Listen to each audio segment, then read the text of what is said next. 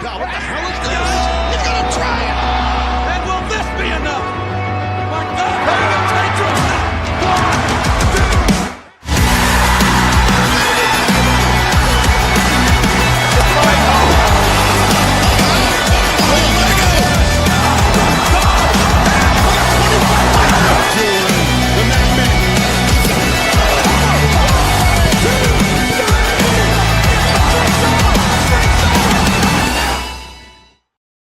What's up, everyone? Welcome back to another episode of Ruckus Wrastlin. I am Josh Mabry alongside my tag team partner in this journey, Justin Toner. We've been through the tech issues.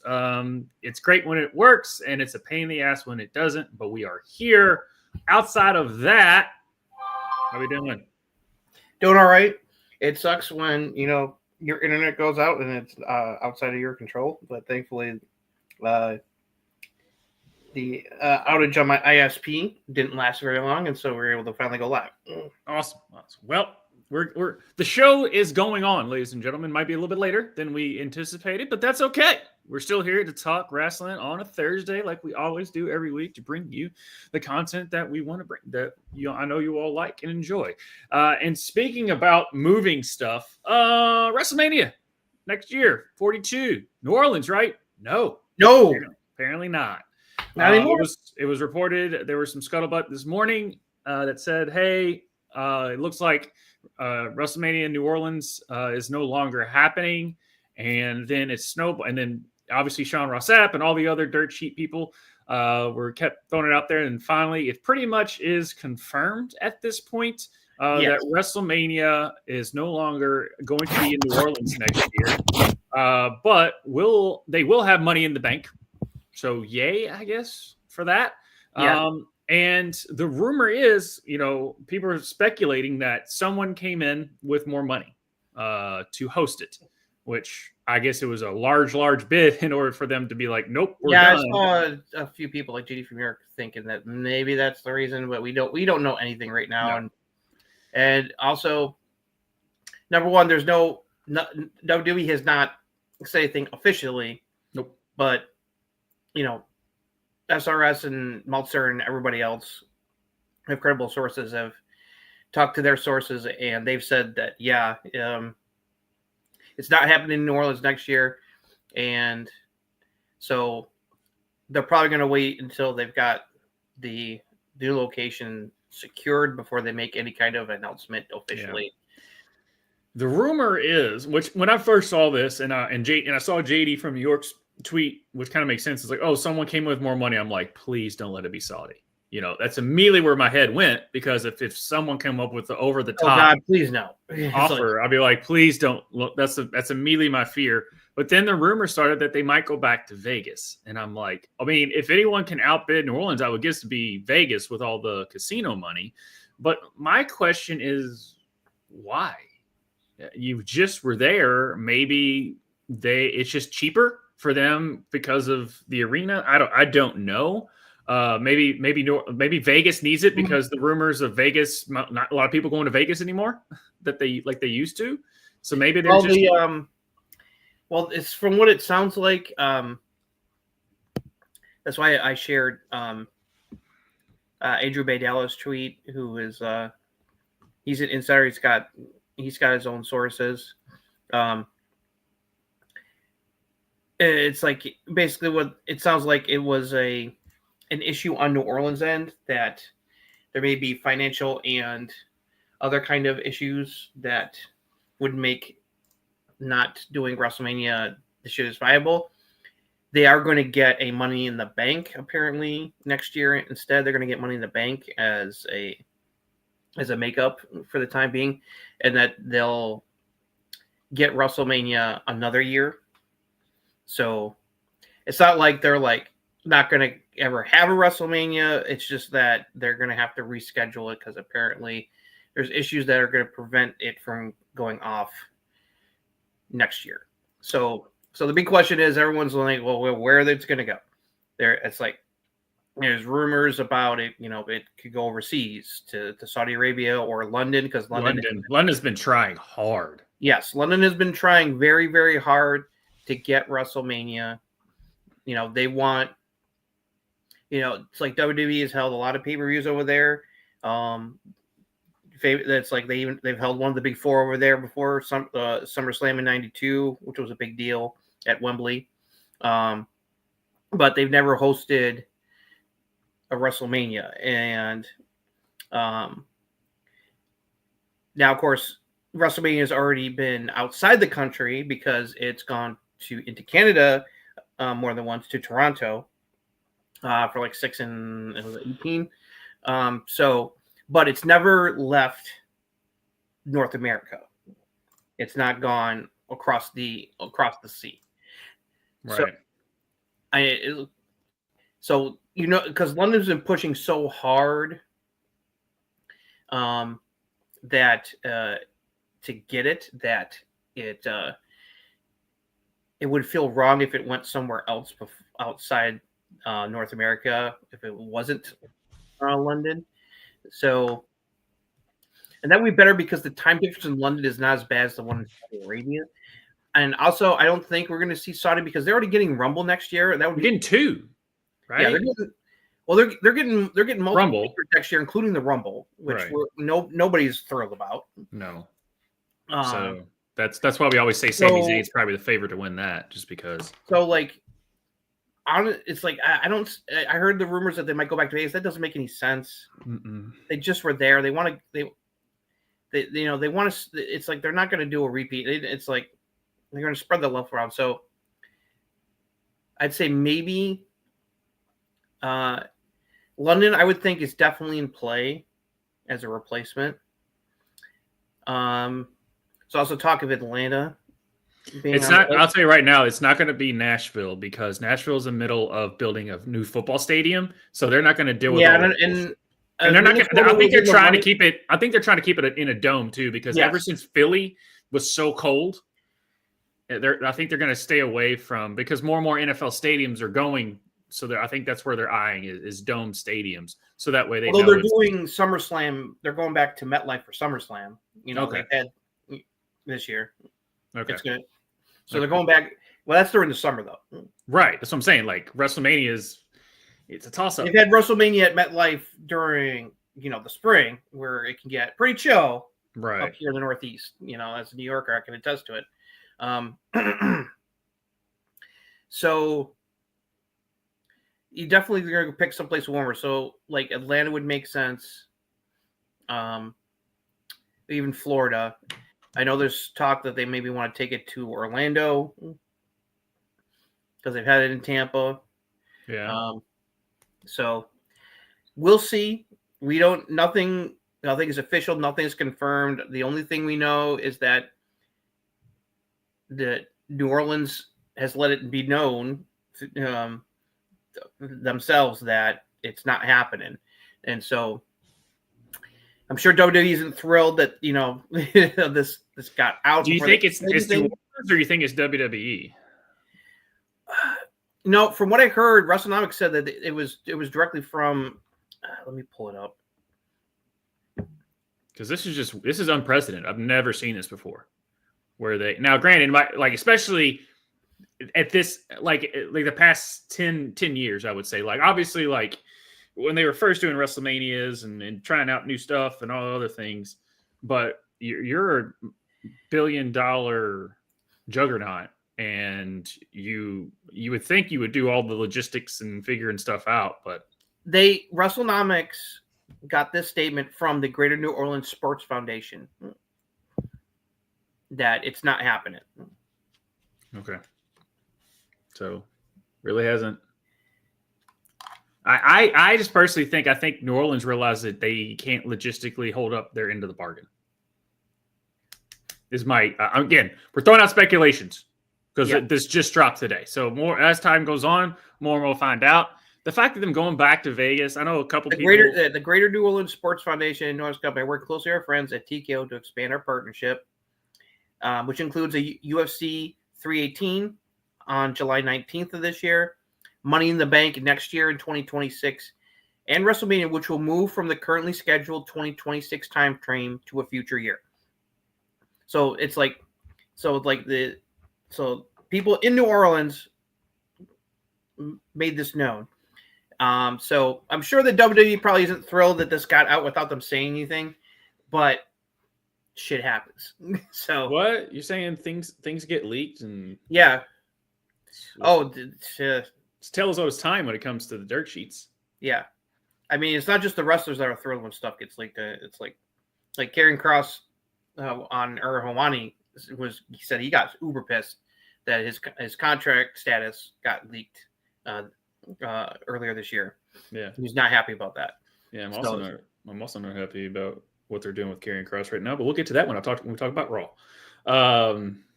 But so you have something else to complain about now that you know who had a good night on Raw this past week, which we'll talk about. This is called a teaser. Okay, we'll get to it. But yeah, it's going to be interesting to see how it all folds out. Why they go back to Vegas now? I think JD even said was like, why would you go back to Vegas when you had such a bad show? That has nothing to do with the crowd and the accommodations and the logistics that Vegas offers. No, that was about the card. It was about the card. I don't get how that correlates to what city you go to. Right? Did you see? You know what I'm talking about? Where he was? Yeah, I saw. I'm like, he posted a video talking about what the news and just speculating about why this happened and where WrestleMania could move to next year. Honestly, I'm pulling for London because it would be cool. Yeah. The time difference would not be bad. I mean, we'd have an afternoon WrestleMania. You know, that all in they did at Wembley. I mean, it flowed well. So I mean, I'm rooting for London at this point. We've been talking about that for 2 years now since All In went there two years in a row. Well, when they had Money in the Bank there 2 years ago, and Cena came out and teased that WrestleMania could come to London in the future. Yeah.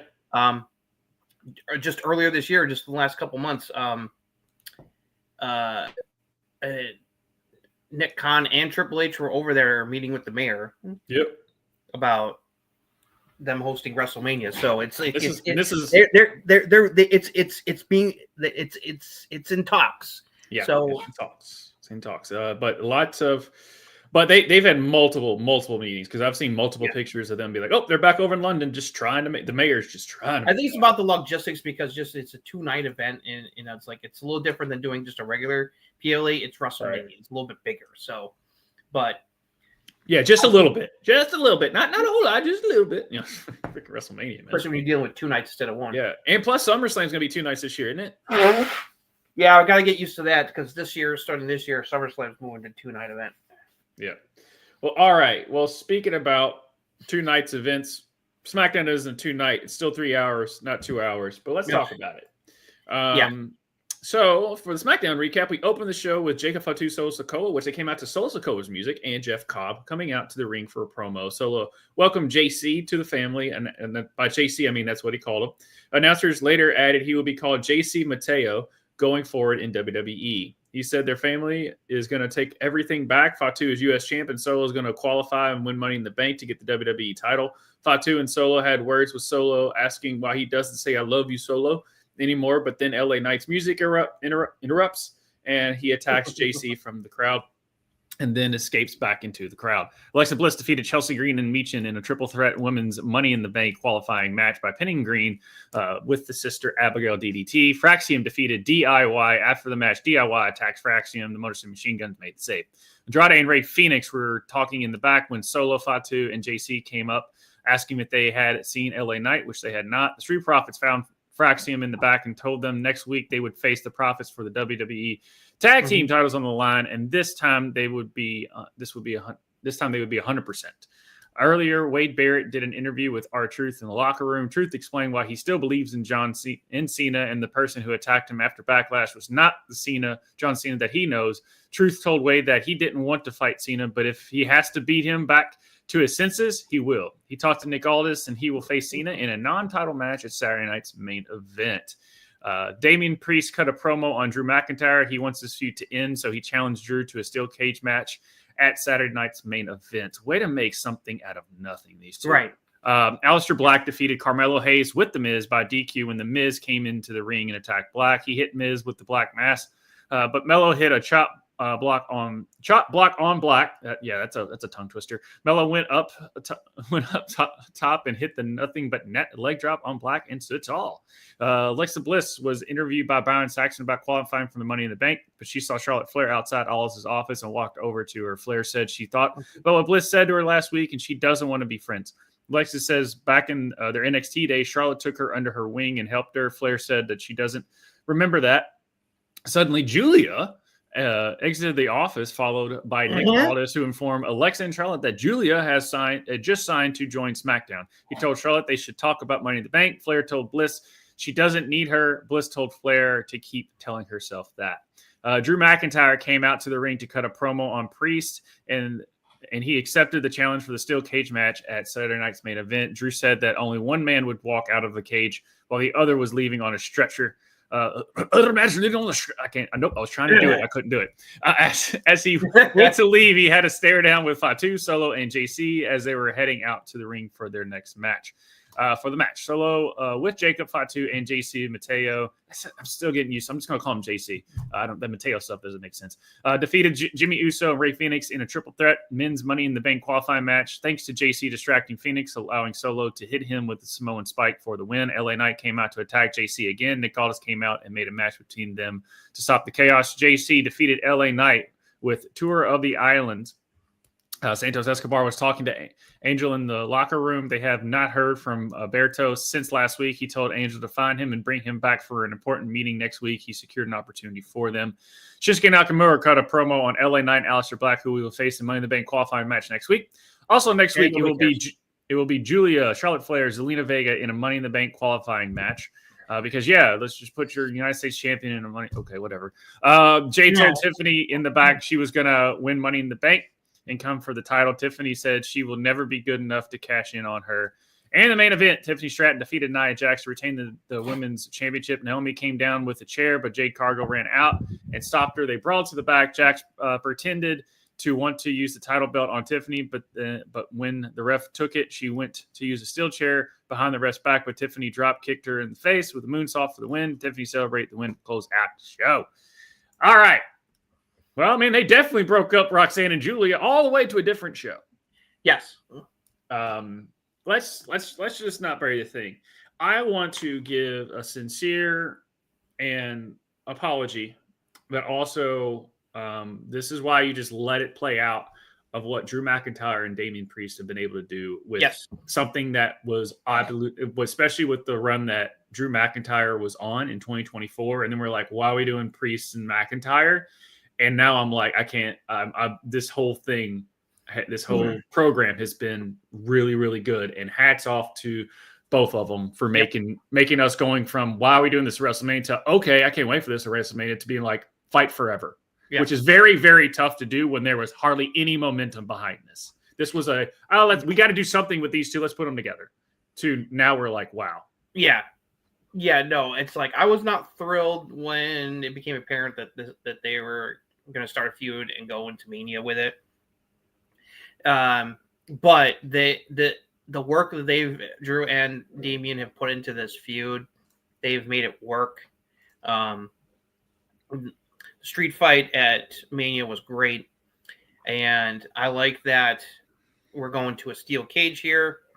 I think Damian's going to get the win this time because Drew won at Mania. So it's like Drew it's like Damian needs to get a big win here. So we'll talk more of that when we go over the Saturday night's main event card. God, so much wrestling this weekend. Oh my God. Yeah. I like the promos from both of them. Great stuff. And I love the tease of that Drew is not done with Solo and company, Jacob Fatu. The stare down. I'm like, Jacob Fatu versus Drew McIntyre 1-on-1. Give that to me. Inject that straight into my veins. Yeah. Nice to see. And I like that LA Knight was all over the show. And then they had Jace, and obviously you had to have JC win. Yeah, you got to put over put over Jeff Cobb. Yeah, because it doesn't hurt LA like it. No, it doesn't. No. So because I mean it's a numbers game, right? Yeah. It's a and I know it's the name change. At least it's JC. I'll just keep calling him JC. I don't need. It's like Mateo's a little weird. It's like JC's still Jeff Cobb, so it's like we can just call him JC. I think when they signed him, he was like, I want to keep Jeff Cobb's name. So like, all right, probably yeah. It was probably like he didn't want to like give up the Jeff Cobb name to WWE for licensing. So like, okay, well then we'll just we'll give you. How about JC Mateo? It's close enough. It's like okay. Yeah, and then Mateo's like, well, that's close enough to like a bloodline name. Yeah, because you're not technically like bloodline or anything like JC that. JC is short for Jeff Cobb, so it's fine. What? No, he got to look great. His finisher is dope. Tour of the Islands. Yeah. Do you think that we're going to end up having Fraxium, Profits, and DIY and Motor City in a weird Fatal 4-Way at Money in the Bank? Probably. But they already have enough ladders. Yeah. So what are they going to do? Street fight? Like I don't know what because the way DIY is acting, they're just on a rampage. It's like don't be surprised if they interfere in Fraxium versus Street Profits tomorrow. I think the reason Fraxium is on SmackDown is because they're like, well, these guys will be perfect for all this division, whereas we've got a nothing burger going on Raw. Why put them over there? Because they're just like they're a fish out of water for how much better they are. Than ironic because the tag division on SmackDown was cooking, and then you throw in Fraxium, and now it's like you turn. It's a 5-star. It's a 5-star chef. That's a Michelin 5-star restaurant of a yeah. It's like it's turning a damn good restaurant into a Michelin star restaurant. Yes, we got Michelin stars going on. We got a Jeremy Allen White is the chef in this bitch. Right. Yeah, it's like, that's a fair reference. Go to Triple H to cook in the kitchen. Yeah. It is interesting to see with Alexa and Charlotte. I am intrigued. I'm actually intrigued with the Charlotte storyline for once. Maybe it's because it's Alexa, but I'm interested to see where it goes. Yeah. I wasn't sure what the point of this was, but I think I have an inkling. I think this is a way to get the fans to not hate Charlotte. Yeah, pretty much. That's exactly what it is. And I think they're going to use Alexa as a bridge to make this possible. I think where they're going, because I think they're going to have Julia win the triple threat. She better. Well, yeah. But I'm telling you right now, right. If she does not win tomorrow, if she gets pinned, I'm gonna come on here in a rage like I'm a barbarian in Dungeons and Dragons. You see me? I'm smiling. I got mine. I got my win. So yeah. Yeah. No. It's like it's like our other girl that she's more your girl, but she's also my girl now as well. She is perfectly fine on Raw right now. It's like it's like as soon as I saw that, I'm like it's like Triple H. You better not have Julia lose in her big debut match. Because it just makes so much sense that she's like, I'm good. I don't need friends. I don't need you, Alexa. Well, yeah. And then she loses, so she's starting to lose confidence, and Alexa's like, just saying. Now the question is, will they let Julia pin Charlotte, or more likely she'll probably pin Selena, I would assume. Yeah. Which also makes no sense. Which also would plant seeds for her coming after the U.S. title, because I want Julia to be in Money in the Bank, but I'm not expecting her to win Money in the Bank. I'll talk about who the more likely options are, but I want her to be in the match. So, and plus, it's like she's a big deal. It's like after it's like doing the job to Rhea While it's like you gotta treat her right. It's like we're gonna talk about what they did for Roxanne. It's like yes, that's what we want. Is like got to do the same for Julia on SmackDown now. So it's like I'm just worried because it's Charlotte Flair's involved. It's like, but I think I'm perfectly fine with her being on SmackDown. I thought having both Roxanne and Julia on Raw was a bit much. that's stacking the Raw women's division a bit to a little bit more higher than SmackDown. Because then you'd have like Raw and NXT would be here, and then SmackDown would be down here. Right. So, plus, with the mid-card title there's a lot of room for Julia. Like, I could totally see Julia eventually taking the U.S. title from Zelina. and run with that for a bit before getting her hands on the WWE Women's Championship, because it feels like they want to give Tiffany a really good run here. She beat Charlotte, she beat Nia again, so it's like they're booking her strong. Yeah, Naomi is her next opponent again. Yeah, and I want that. Like her Naomi could have a fucking banger match. Yeah, because like I said, I think Jade is secured. I think Naomi needs to beat Jade though. Now the question is Jade going to get into Money in the Bank? Yes, because we don't. Well, it's like I don't know if they've announced the qualifiers. They haven't announced that qualifier because we already have 2 qualifiers. Which on Raw we had 2 qualifiers. So I doubt they're going to have 3 qualifiers on one show. But I mean, we're hop, skipping a jump from Money in the Bank. Right. They're only doing one women and 1 men's qualifier tomorrow. Right. And which that's how they booked it on Raw. They had 2 women's qualifiers. And they're saving both. They're probably going to do double men Monday. This Monday. On Memorial Day. Because they've already got 2 out of the 3 spots from Raw filled for Money in the Bank. Yeah. Yeah. So I'm excited for Julia. There's a lot of great matchups. I mean, like her versus so many of the women on SmackDown, you're gonna ask for a banger. Her versus Tiffany, her versus Charlotte, her versus Alexa, Zelina, Chelsea. It's like she's definitely gonna help give a big boost that the SmackDown women's division sorely needs. So yes. Yeah. But yeah, I think the Beautiful Madness wrecking havoc on SmackDown. Mm-hmm. Yep. As far as the other triple threat tomorrow, I would say Alistair wins that, right? Well, I don't know. It's like LA's got a bunch of other crap going on, and Nakamura's got nothing. Alistair Black, Shinsuke, and LA Knight. Right. I would think more likely Alistair is going to win. That's what I'm saying. Shinsuke's there to eat the pin. I'll guarantee you that. Yeah. It's either going to be LA Knight or Alistair who's getting into Money in the Bank. I would assume more bloodline shenanigans will cost LA Knight. And I'll say it's most likely Alistair Black's winning that match and getting into Money in the Bank. Because he's willing to do the crazy shit. So right. Dude, people need to recognize how good Solo is on the mic and his personality coming out.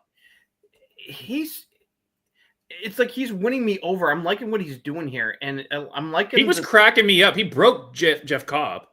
He did. Because he was just like, "Tell me," and I was like, "I love you, Solo." He's like, "You didn't say it the way you're supposed to say it." and he's up against the ropes, and he just because remember when he came out with the 2 tickets like a while back, and he was like, "I got tickets." No, then I was like, "I need that Solo." That's actually Solo. Yeah. That's actually Solo. We need that. That's him. So yeah, it's I think we're getting a slow burn here because I think they're waiting for the Gorillas to come back. Yeah. And because it's going to be like, whose side are they going to be on? Are they going to side with Jacob or are they going to side with Solo? Because right now Solo's got JC in his corner for sure. It's like he's got Jeff Cobb in his corner. So the question is, where are Tama Tonga and Tonga Loa going to? I don't know, but if you didn't notice, like when those 3 stood in the ring, even with the like Jacob's like Jeff Cobb and Solo are like right next to each other, and like Jacob's like over here. So it's like he's already, even when they're in the ring together, he's like distancing himself from Solo and Jeff Cobb.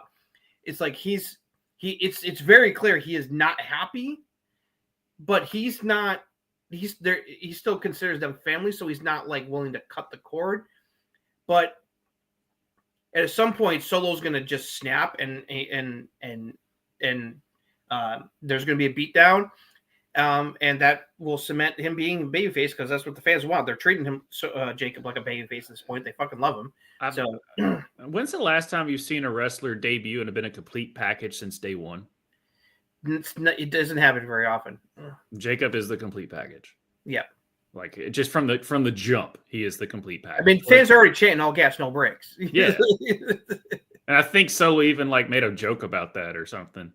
Or no. So I think someone said because he had 7 kids, it's like, man, he really took all gas, no brakes to a limit. I was like, all right, that was a good one. That was a good one. But I ain't telling it to Jacob's face. Oh, that dude's. Alexa qualified for Money in the Bank made sense. She's really over. Yeah, pinning Chelsea Green doesn't hurt her. Chelsea is such. There's a storyline here with her downward spiral.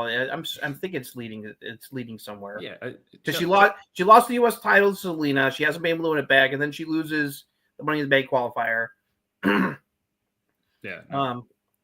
But interesting that it's like they still are keeping the trio together because like Alba and Piper are still with her, right, as her allies. So this still makes them dangerous. Because they're basically still operating as a trio. So no, I'm not worried about Chelsea Green at all. I've even seen some things online being like, dude, WWE's loving Chelsea Green. I like the R-Truth interview where he's like, that's not the John Cena I know. There was a little bit of the funny, but this was a more of like the serious R-Truth where he's like, like there's something wrong with my hero. And if I have to beat him back to his senses, I'm going to do it.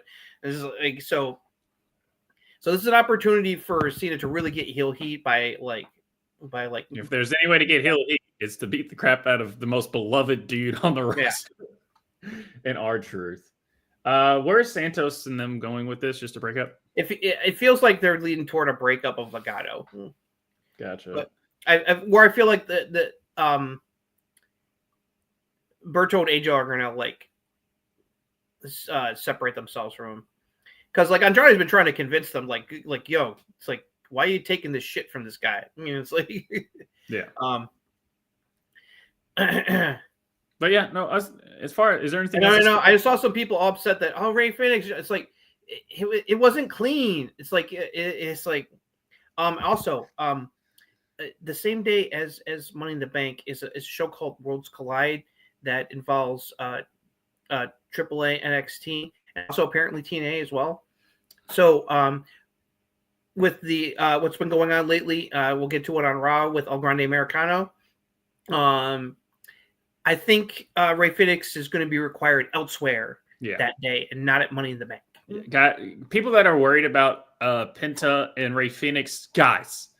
They're the Lucha Bros. The Lucha Bros. When all else fails, break glass, make them a tag team again. This is leading to eventually the Lucha Bros coming together as a tag team. Yeah. And if you thought a Fraxium, DIY, Motor City TLC match was good, not Fraxium, but Street Profits, DIY, and Motor City was a great was a classic. Wait till you add those two teams. Because it's very obvious this is building toward the Lucha Brothers getting revenge on El Grande Americano because he's fucked them both over. He fucked over Ray Phoenix at WrestleMania. He's fucked over Penta more than once on Raw. They're going to get their revenge at Worlds Collide. But it makes me nervous about Chad Gable, man. Like, what are they going to do with him? He's just been jobbing to everybody. Like, oh my god. I know. Yeah. Why can't he be in the spot where El Grande Americano is inside? Right. Yeah. Whatever. All right. But no, it was an okay show. I mean, it's SmackDown. Like. I'm liking where it's I'm glad that Mello didn't just and they're not just serving Mello up to Alistair. Yeah, they're still booking him. They're not hurting him in the booking. Yeah, on that. So, all right. Neither guy should be independent at all either. And also the main event between Tiffany and Nia was dope. Mm-hmm. Props to Nia Jax. It's like she got busted open hard way with that when the chair was drop kicked into her face. Yeah. So she busted. She made the man by busting her open the hard way. So there you go. So it was an all right show. Yeah. Now, but let's get to the good stuff because it's not just Monday Night Raw anymore. It's Monday Night Raw. Right. All right. Logan Paul opened up the show to cut a promo in the ring, and he said he was going to beat Jey Uso for the world title at Saturday night's main event. Gunther came out to interrupt, telling him if he beats Jay and faces him for the title on the June 9th Raw, he will take it personally and destroy Logan. As he leaves, Jey Uso sneaks up behind Logan Paul and super kicks him. He says he will see Logan Saturday and then Gunther for the title. Earlier, Roxanne Perez finally signed her contract with Adam Pearce to officially join the Raw roster. Woo! Even though she's been on the Raw roster for like the past month and a half. It's finally official. It's finally official.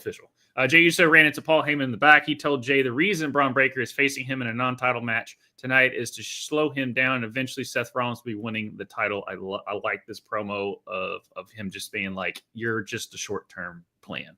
The Judgment Day defeated AJ Styles and Penta thanks to El Grande Americano, who came out and headbutted Penta with the loaded mask while the ref was distracted. Balor took advantage and hit the coup de grace for the win. Io Sky was interviewed by Kathy Kelly about Money in the Bank and said she would be ready for anyone. Becky Lynch interrupted her on the way to the ring, saying Io has never beaten her one-on-one. Roxanne Perez defeated Natalya and Becky Lynch in a triple threat women's Money in the Bank qualifying match. After a manhandle slam on Natty, Lyra Valkyria pulled Becky out of the ring twice, and they brawled to the back. This allowed Roxanne to hit Natty with the Pop Rocks for the win. So there you go, Roxanne Perez, like a shot out of a cannon. Roxanne was not done for the evening. No, she wasn't. Sami Zayn chatted with Jey Uso in the locker room. Sami said he'll take care of Rollins and Breaker on Saturday, and we'll have his back tonight if the numbers game is attempted on him during his match with Braun, because that's, Sami doesn't need to come out. He's fine. Akira Tozawa and Maxine Dupree met GM Adam Pearce in his office. He told Tozawa he is cleared and he will have his match with Rusev next week. Chad Gable and Ivy now came in and wanted winning opportunities. The New Day also came, and Gable said the Creeds will be taking the tag titles from them in the triple threat next week. Sheamus defeated Grayson Waller with the bro kick, and with Theory getting chance. What the hell? Cole and Pat said they had a bet on the Pacers Knicks series in NBA playoffs. If the Pacers win, then Cole will do Raw in a tank top, and if the Knicks win, Pat will do Raw in a suit. Then they then planned an interview. They played an interview they did with Pacers Tyrese Halliburton and talked about him being a DLC character in WWE 2K25 video game. He's a good player, but I don't like him. Oh yeah, no, there's so many Knicks fans right now says I can't wait to use him to beat the crap out of him in the game. Gunther was about to be interviewed by Kathy Kelly, but Seth Rollins interrupted him. Gunther told Seth he was the future around here, not Seth. Seth warned him that if he becomes world champion again, he will become a target for Team Heyman and will be treated no differently. Gunther told him he looks forward to it. Rhea Ripley defeated Kairi Sane in a women's Money in the Bank qualifying match. This was originally a triple threat match with Zoe Stark, but Stark injured her knee while trying a springboard missile drop kick on Kairi and was removed from the match, and it continued as a singles match. If you are a queasy person, do not watch that injury. It is brutal. It's a brutal, and I feel bad for her. We'll get into that one in a second. A pre-taped promo from Rusev was shown. He told Tozawa he must be delusional in challenging him next week. He is trying to help fix him. He shouldn't be listening to the fans, and that his arrogance will get him slaughtered. He's the Redeemer. It's the Redeemer. No lie detected from Rusev. I'm sorry. No, but it's the Redeemer. It's like, thank you, AEW, for giving us exactly what we want. The Judgment Day was shown celebrating with their win tonight when Finn Balor walked in with Roxanne Perez. He explained that Dom was saying for weeks they need a new member, more help, and Roxanne is here to provide that help. Dom says that they need to talk to Liv about this first, and Finn said she is not joining the group yet, but can help watch Liv and Raquel's back. Roxanne then gives out some presents. She got some nugs for Dom and apples for Carlito. Raquel told Roxanne to leave. Raquel said that Liv will hear about this. Finn smiled and said he can't wait. Finally, I gave a crap about a Judgment Day backstage. And not just because Roxanne was there. And in the main event, Jey Uso defeated Braun Breaker by DQ when Seth Rollins came out to attack Jey. Team Heyman started a beat down on Jey when Sammy came out for the save. Before he got in the ring, CM Punk's music hit, and he came down to help too. They brawled with Team Heyman, and it went into the crowd back in the ring. Jey Uso turned around, and Logan Paul appeared and punched Jey out again to close out the show. Woo! Woo! All right. Where do you want to start? Well, I'll let you start, honestly, because I've got some things, so I just want to see, and I'll see where you want to go with it. I start off SmackDown. You start off Raw. Okay. Well, let's start out with who was the real winner of this show, and that is the Prodigy Roxanne Perez.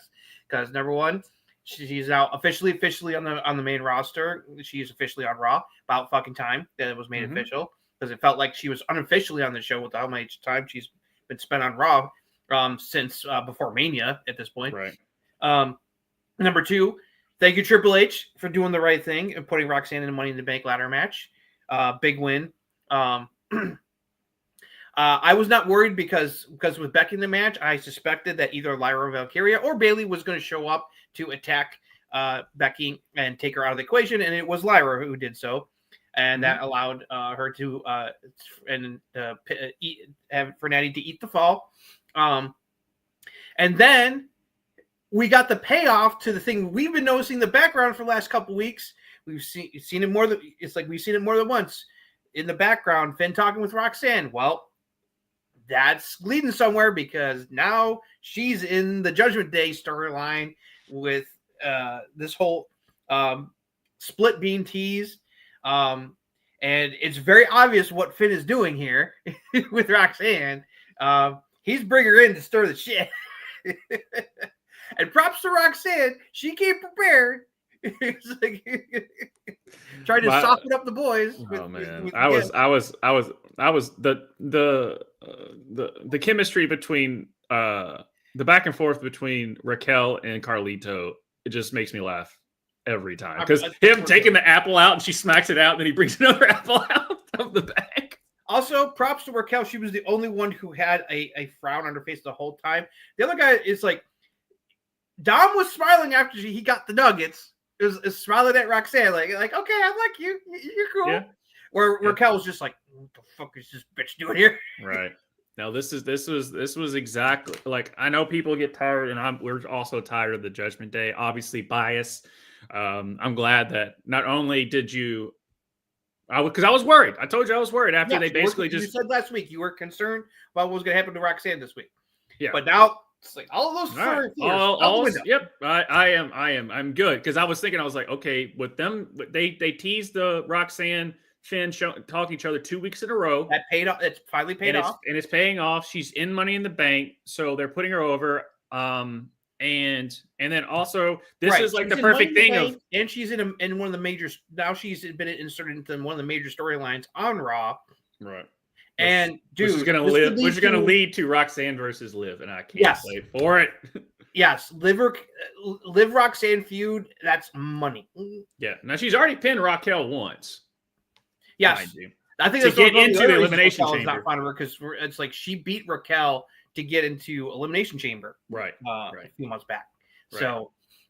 So, and it's very obvious. It's like if Finn's stirring shit by bringing Roxanne to it's a purposeful disruption, and I love it. Especially his smile when like Liv's going to hear about this, and he's like, "I can't wait," because okay, wait. He wants her to be pissed off. Yeah, because they kept saying like, "Hey, we need a new member," and Finn's like, "No, we're good." And then Liv leaves, and he was like, "I mean, you said we need a new member." So this is him trying to take power back over from Liv. Right. I love how he's like, "Hey, all those guys.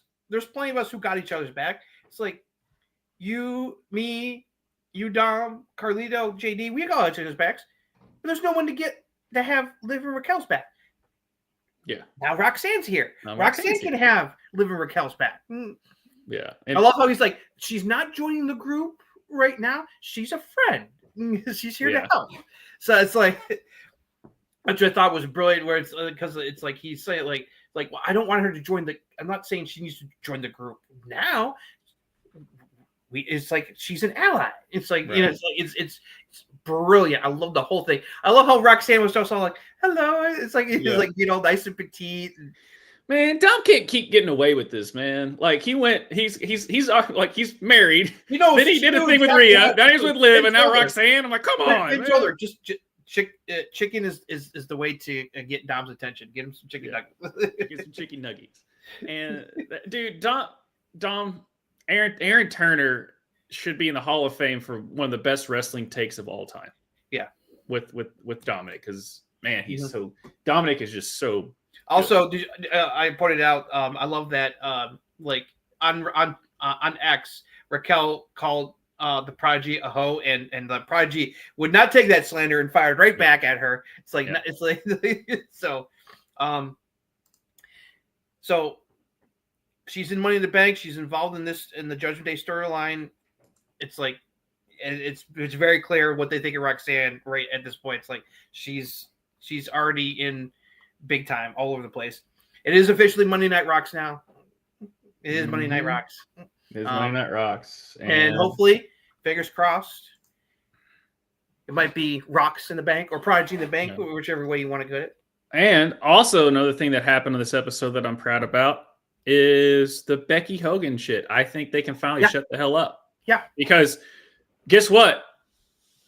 She can get over people because look at this is the hottest Lyra's ever been. Boys and girls, did you hear the pop reaction when Lyra showed up to attack Becky? Crowd went nuts. Also, speaking about the crowd, remember what I said? The crowd is part of the show and they can make a show. This crowd, honestly, the booking of this show, taking the crowd out of it, was fine. Dude, obviously, they were cheering for Roxanne. Did you hear it? Yeah, they Roxy. Hey, let's go, Roxy. They were cheering for Theory. They were chanting for Theory, and Theory was great.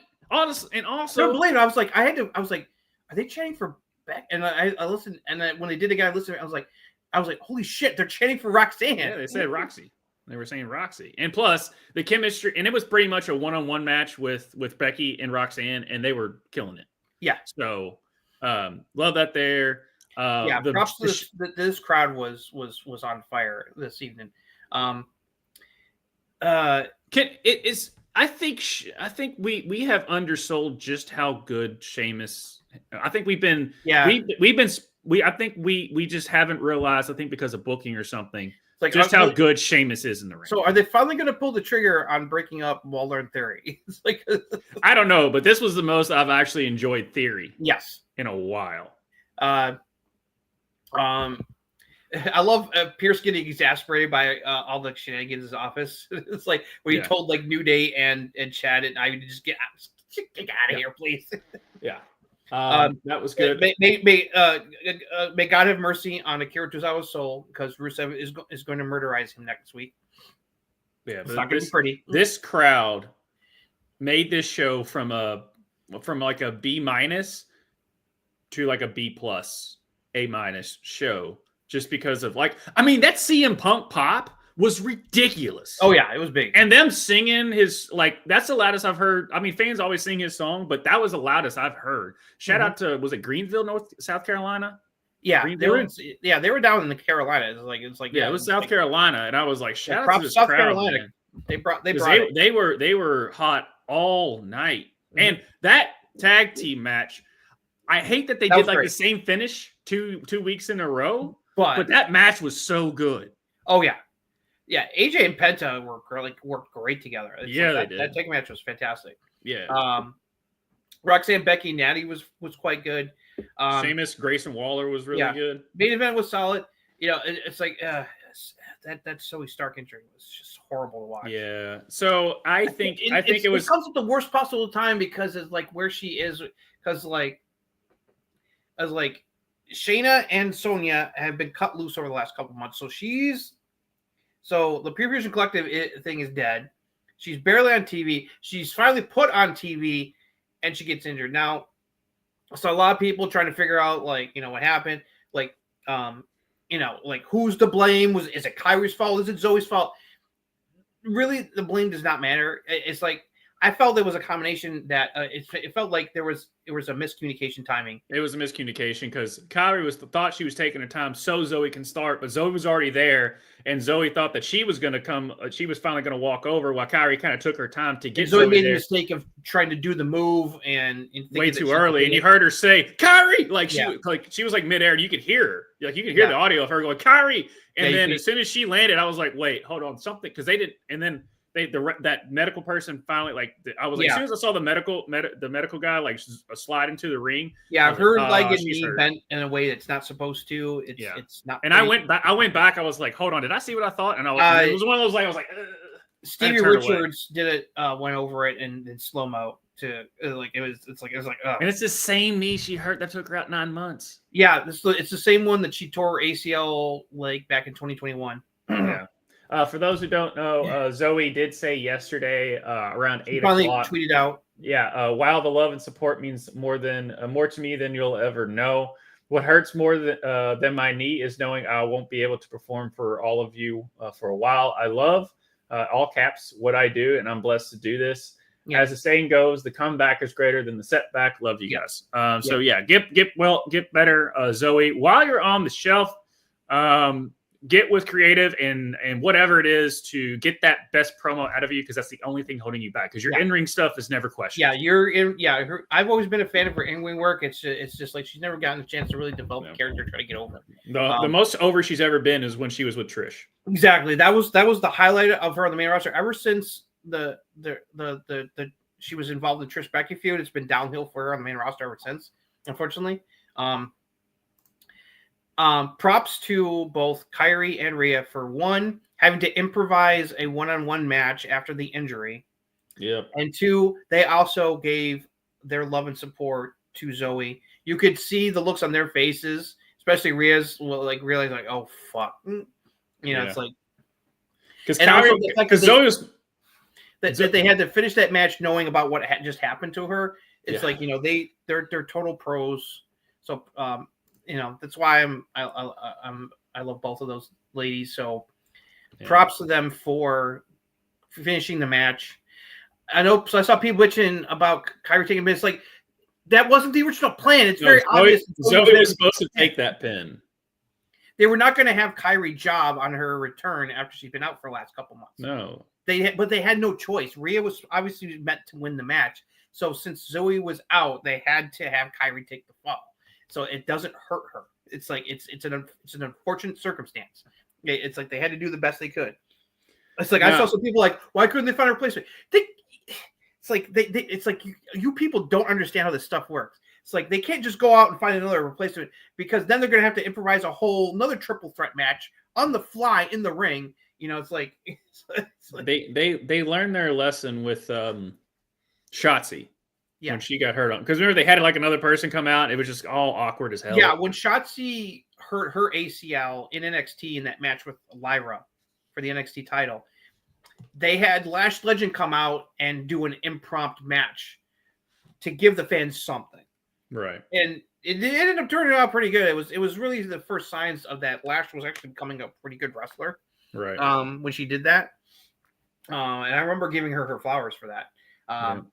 Because she was called to go out and do a match on the fly with Lyra Valkyria. So, okay, so get well as soon as you can, Zoe. And now, the other thing I like about this show is that all the interactions concerning Jey Uso, whether it was Jey with Gunther and with Logan, and then Logan Gunther, it's showing that how important the world championship is. That you got Gunther, Logan, and Seth want it, and they're making it clear, I want it, and to the other people, don't get in my fucking way, I'm gonna fucking hurt you. This was the most they've built that championship since Jey Uso's had it. This one show. So I didn't listen to. I know we bring up JD a lot because his post shows are really good. And I'm always he's always, his AEW stuff is whatever. I think he kind of comes across just negative, just to be negative sometimes when it comes to those things. But as far as his actual, this one, he didn't think it was that great of a show, which I personally thought it was pretty solid, because I thought, they actually made me care about the Judgment Day stuff for once in like forever. So they were carrying on that. The night Roxanne, I was like, the Roxanne stuff was good. Zoe was on the Judgment storyline. Win. Right, and then the crowd was amazing. Which I mean, that has nothing. I mean, you can't really judge that. But as far as like the booking, and plus Braun just having a non-title match makes perfect sense. Braun was sent out there to hurt Jey, to right. him up.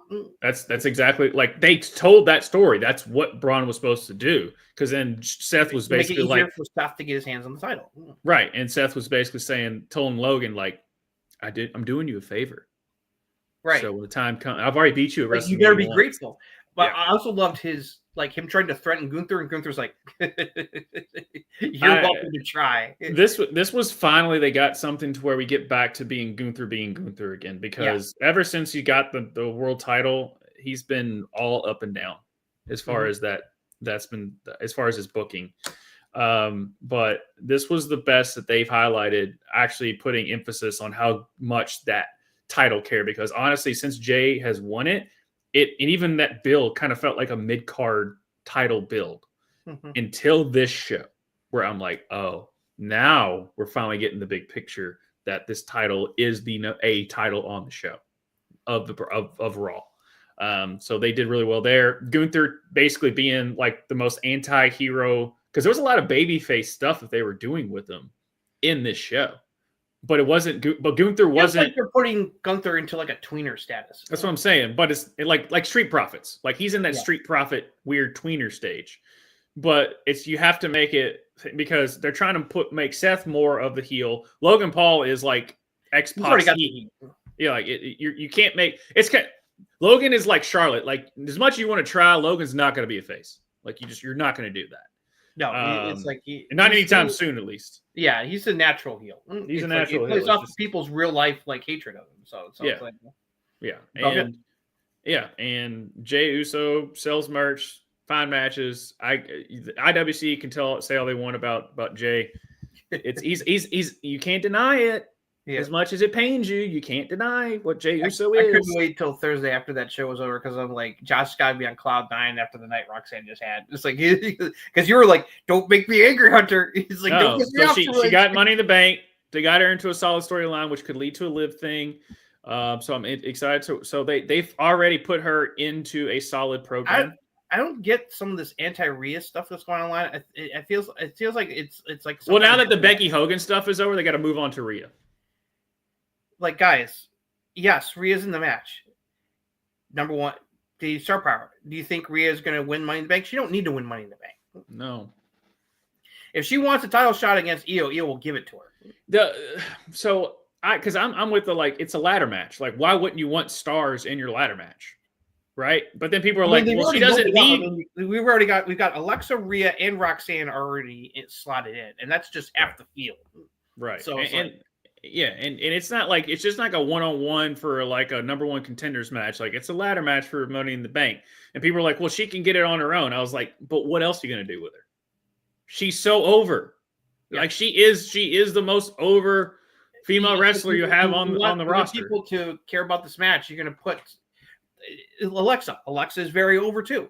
And it's like, and so this is a perfect way for Roxanne to once again shut again. And honestly, she's got to be one of the favorites to win this fucking match. Seriously.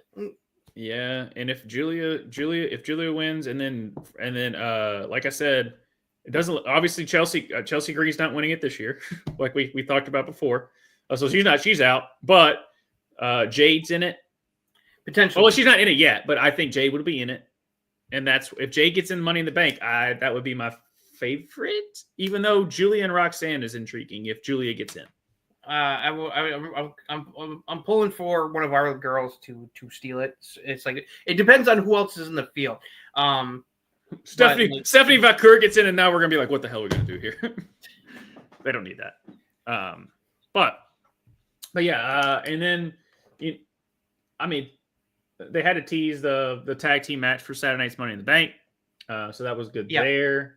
Yeah. So like I said. The only thing I did not like about the show, because they spent way too. There was no Karrion Kross, and we had like a 30-minute segment with Tyrese Halliburton. Yeah, exactly. I'm with you on that. It's like they wasted time chatting with Tyrese Halliburton. It was like, it's like. So, I'm really hoping. It would be if Karrion Kross gets into the Money in the Bank match. Fans are going to be pulling for him to win that fucking. Yeah, because did you see online where they posted his entrance on Main Event and how much the pop was? And this wasn't this show. I'm talking about like the other city. I forget. Yeah, he was talking about in Harawani. He was like, even he was taking it back like, oh wow, like. Do you think on Ariel when he was saying he was getting the heat from the back from other?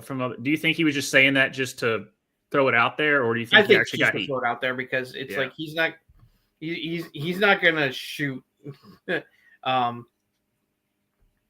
Because he doesn't want to put himself in hot water with Tripp. So yeah, Karrion is like I said he got the number one T-shirt. The fans lobbied to have his merch be available at Raw and live events, and it's there now, and that's because they made their voices heard. Yeah. So it's like it's like there's a groundswell of support, and I'm liking this, and I'm hoping it really does lead to something good. Because the only thing I didn't, because his promo work, his character work was always good. It was in-ring work that was he kind got of a standing ovation from everybody the next day when he at WrestleMania because of that promo he cut on the post show. Yeah, and then his Bloodsport match was good. His and his AJ match was, because I was like, all right, if you can't, because I remember there was an AJ match he worked at SmackDown once, and it was a cluster. Yeah, that was it was like a year and a half ago or something like that, or like the beginning of 2024. And it was a cluster. I was like, oh boy, he's got a long way to go. And then that AJ match and that Bloodsport match, I'm like, dude is working his ass off. He's really trying to like, yo. So, and plus, there's a shot out there that people shopped around of him holding up the Money in the Bank briefcase, and people are like, please make that happen. Right. And that's it would be perfect for him to win it, because like that's exactly the next step that he would need. There. Anything else about this show? No. Thumbs up for this Raw. The Prodigy is taking over Monday Night Raw. It's Monday Night Rocks, baby. And this town, if there was a big enough arena, you just earned yourself a PLE to me, because that crowd was awesome. That's the best crowd I've seen on Raw in quite some time. Yeah, for sure. All right, so AEW, we're gonna go through this real quick because we got a lot of cards and a lot of wrestling to talk about this weekend. Yeah, we do. So nothing against Dynamite, and we know how Justin is about NXT, so we're probably gonna spend more time on that.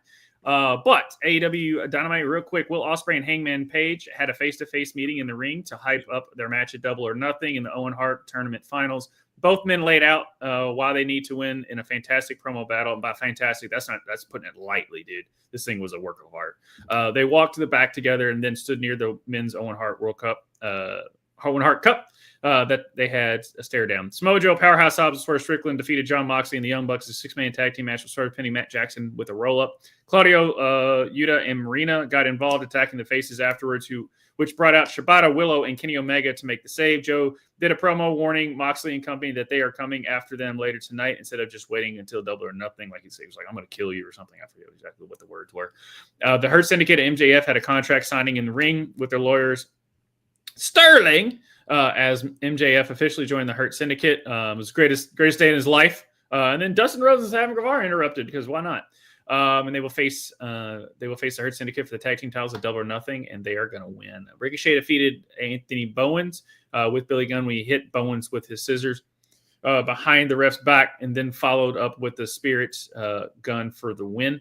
After as he went to leave, Mark Briscoe showed up with a stretcher, because they're going to have a stretcher match. That's how you sell it. Mark beat up Ricochet and put Ricochet on the stretcher. He went for a fog splash off the top, but Ricochet escaped before he could do it. Stokely and FTR cut a promo in the back, talked the contract signing at Collision on Thursday for their match against Daniel Garcia and Nigel McGuinness at Double or Nothing. Renee hosted a face-to-face interview with Mercedes Moné and Jamie Hayter in the ring, ahead of them facing off in the Women's Owen Hart Cup final. They went back and forth, but when Hayter mentioned Moné recently lost the NJPW, a strong women's title, and that's it. And that it's Monet's destiny to lose everything, that made Moné attack her. Moné attack her and knocked down Hayter with punches. Hayter hit a Haterade to leave her lying as Timeless Tony Storm with Luther came out to join commentary for the next match with Mina Shirakawa. Defeated Julia Hart. After the match, Julia attacked Mina, and Sky Blue came out to join the beatdown. Tony had enough and made the save. However, Mina attacked Tony and put her in the figure 4 leg lock around the ring post until she was forced to let go by officials. Main event segment, Renee caught the Bucks as they were trying to leave the building for a word, but Samoa attacked them with a trash can, triggering a giant brawl between the two teams for Anarchy in the arena that started in the back and went out of the ring area. Gabe Kidd showed up to help Moxley with Samoa Joe. The Hills got the upper hand, and the Young Bucks did stereo frog splash on Kenny and Swerve, putting them through tables at ringside to close out the show. So let's talk about one of the greatest promos back and forth that I've seen in quite some time. I'm talking about on any show. Any promotion. It's like Ospreay and Hangman brought like the fucking fire in their promo work in this face-off. They were both incredible.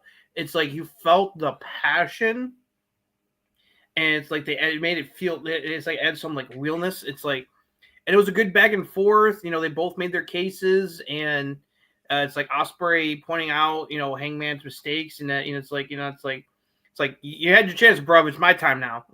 I like the beer thing. The whole thing was just so well done.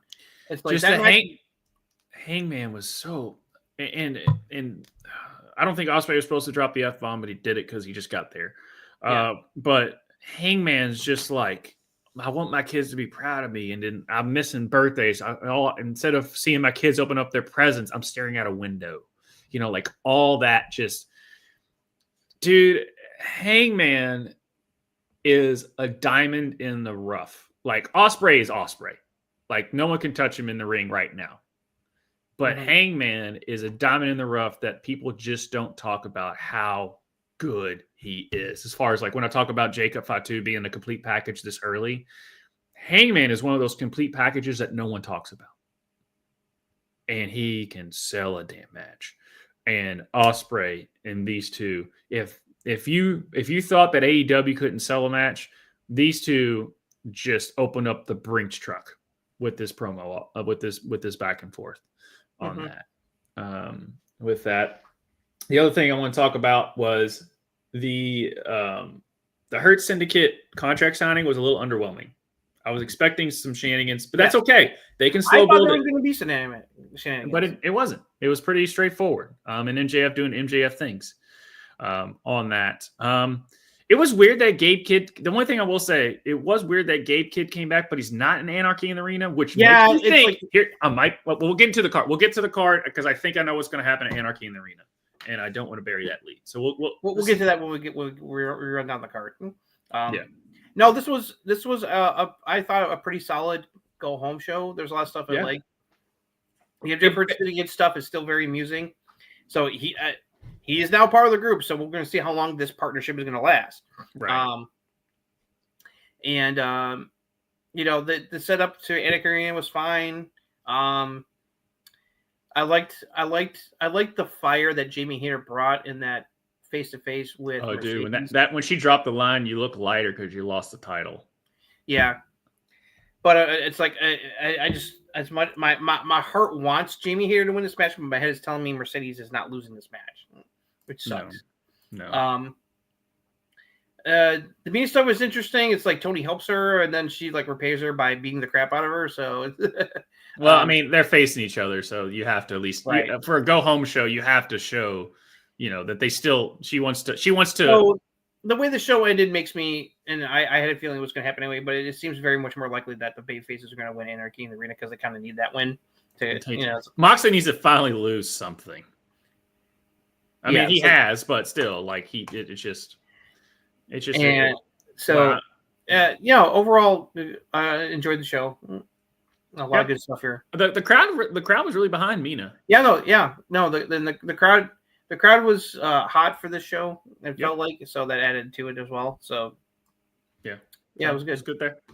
All right, let's go on to NXT. The show opened with Sean Legacy defeating Javon Evans and Ashante Adonis in a triple threat match to get a future North American title shot. And NXT North American champion Ricky Saints was on commentary, and Ethan Page attacked him from the crowd. Javon dived onto them to help break up the fight, and this allowed Legacy to hit Adonis with his finisher to win the match. In her office, NXT GM Ava met with LFG season winners Jasper Troy and Tyra May Steele, congratulations, and welcome them to NXT. Now that they have signed their contracts, Jasper vowed to make an impact tonight. And also, shout out to Undertaker. You need more titles, but he did win the best manager award. Yeah, he won the most points in the coaching, on the coaching side for. They are. It's like season 2 is going to be out like within a couple weeks. They're already filming. They've already started filming season 2. Oh yeah.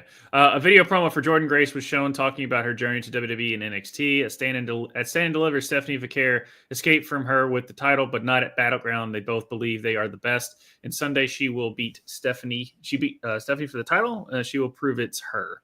Lola Vice spoke to her friend Stephanie Vaquer in the back, wishing her luck at Battleground. Fatal Influence came up to Lola to mock her for butting up to Stephanie and talk trash. Lola spoke about how Fallon and Jane seem to have problems. Jane told Fallon to take care of Vice in a match tonight. Trick Williams came out and did his rap performance and ran down Joe Hendry ahead of their TNA match at Battleground. Sean Spears with Brooks Jensen, Izzy Dame, and Nico Vance defeated Josh Briggs with an inside cradle. The Culling went to do a beatdown on Briggs afterwards, but Hank and Tank made the save. This set up a 6-man tag match for Battleground, announced later in the show. Kalani Jordan spoke to Zarya and Sol Roca in the locker room, vowing to win tonight and get her title shot against Sol at Battlegrounds. Thea Hell was talking to Tatum Paxley in the back about last week. Paxley told her she doesn't understand what it feels like to lose people you care about. Thea says she does, but then Jada Parker sneak attacks Thea and then mocks Tatum as well, saying she doesn't feel sorry for her and that she's stupid before leaving. Okay. Out the mud, Bronco Nima and Lucian Price defeated Chase Yu, Uriah Connors, and Caleb Dixon. Did I get it right this time? Yes, he did. All right, cool. With Andre Chase with a double team spinebuster combo attack, which I always call them OTM. I always forget they call it Out of the Mud. Out the Mud. That's their full name. Yeah, I always forget that. I always just say OTM. Oba Femi and Miles Bourne had a face-to-face in the ring ahead of their NXT title match Sunday. Oba says that Miles is a good person, but this isn't a Disney movie with a happy ending. When he steps into the ring with him at Battlegrounds, he will kill Miles' dream. Miles says this is about him making a statement. People underestimate him his whole life, but he proved them wrong. This is the toughest match of his career, but eventually every ruler falls, and they will hear him get the 1, 2, 3 and win the title. As he leaves, Jasper Troy comes out and attacks Oba Femi with a boss man slam. Miles makes the save, but Oba doesn't accept his help getting up, but Miles hands him the NXT title back. Ava has Ricky and Ethan Page in her office. She is tired of the fighting, even though Legacy won the right for the title match tonight. She books Saints versus Page for the North American title next week on NXT. Tony D'Angelo cuts a promo on Stacks ahead of their match at Battleground Sunday, vowing to break his face. Have they said what the stip is for that? For which one? No, there's no stip for Tony D and Stacks. It's just straight up one-on-one match. Interesting. Lola Vice defeated Fallon Henley with JC Jane when Jane got on the apron to yell at Vice. So Vice threw Fallon into Jane and then hit spinning back fist on Fallon for the win. The Hills argued after the match. NXT Women's Champion Stephanie Vaquer was interviewed by Kelly Kincaid in the back. She went over her journey to WWE with attending a 2018 tryout where she was told she wasn't ready, leading to her to make a name for herself around the world, and it was all worth it because now she is finally here in WWE living her dream, and yeah, she definitely earned it. Jordan Grace is her biggest challenge yet. She went through hell to become the best and warned Grace that on Sunday she gets too close to her flame, she will burn. A video promo from Dark State aired as each member of the group got introduce themselves and brag about what they are going to do in NXT, because when Dark State strikes, nobody is safe. That's a catchphrase. Yeah. Okay, I'll go with it. I'll see where it goes. They've been winning me over so far, so even though I think that was kind of cheesy, I'll still go with it. Kalani Jordan defeated Zarya to become the number one contender for the NXT Women's North American Championship. When Ruka got on the apron, Zarya went for a spear, but Kalani dodged and she hit Ruka instead. This allowed Kalani to roll up Zarya from behind for the pin. She will face Ruka for the title at Backgrounds. Already sowing the seeds of this dissension between the two. Main event: Joe Hendry. Just making sure. Held a concert in the ring for the fans. He sang a song mocking Trick, making fun of his short NXT title reigns and his constant whining. He then showed some old footage of Trick and Mello in a haunted house on Halloween Havoc with Joe's face imposed over something that scared Trick, and then he ran away. Joe said that Trick says, "Whoop that Trick," but everybody else said he's Mello's bitch. Trick Williams made his entrance, and the fans chanted Mello's bitch at him. He and Joe got into a brawl, but Joe hit him in the knee with the guitar to block the Trick knee and hit the standing ovation to stand tall to close out the show. Dude, Joe's just awesome. He's so freaking Joe Hendry's awesome. Joe Hendry just, yeah. The fact that he dug up that old video of Trick and Mello in the haunted house from Halloween Havoc a few years ago, and then I think that was Von Wagner that spooked him. And that's whose face Joe put it over, superimposed. I thought that was hilarious. And also that he's Mello. It caught on because the fans were chanting Mello's bitch. Yep, it was. All right. Where do you want to start? Trick, you're not a doctor of thugonomics. That's all I'm going to say about that. It was not good. I Well, was not impressed. Joe's was great. Joe's great. Is that? But this isn't the first time Joe's done this. Like he's done on TNA. No, it's like times. he's got this thing down pat with the concert stuff. He does a good job of being able to attack his opponents and using music. There's a lot to like here. I like both promos from Jordan Grace and Stephanie hyping up their title match. That's the kind of way they're doing it the right way because they're both baby faces. Where it's like we both. It's like I think I'm the best. She thinks she's the best. We're gonna find out who's the best for real. It's like let's bring it. So the spirit of competition. See who really is like the best in NXT. That's all good. I like the stuff with Briggs and Hanky Tank against the Culling. I liked Tony's promo against Stacks. Thought that was good, especially going over their history and stuff, and giving his reasons why he think Stacks betrayed him and all that stuff. I thought that was all good. It's very interesting. I mean, it's like they're kind of like they're reheating Lola Vice here. They got her being friends with Stephanie, and so she's getting a renewed push, which is good because I think she's pretty talented. The fatal influence is not long for this world. It's like the breakup is right around the corner. The dissension is very high right now. I mean, there was only 2 of them on the show. I've heard Jasmine Nix has been pulled. I don't know if she's injured or something. I think that's why she's not on TV right now.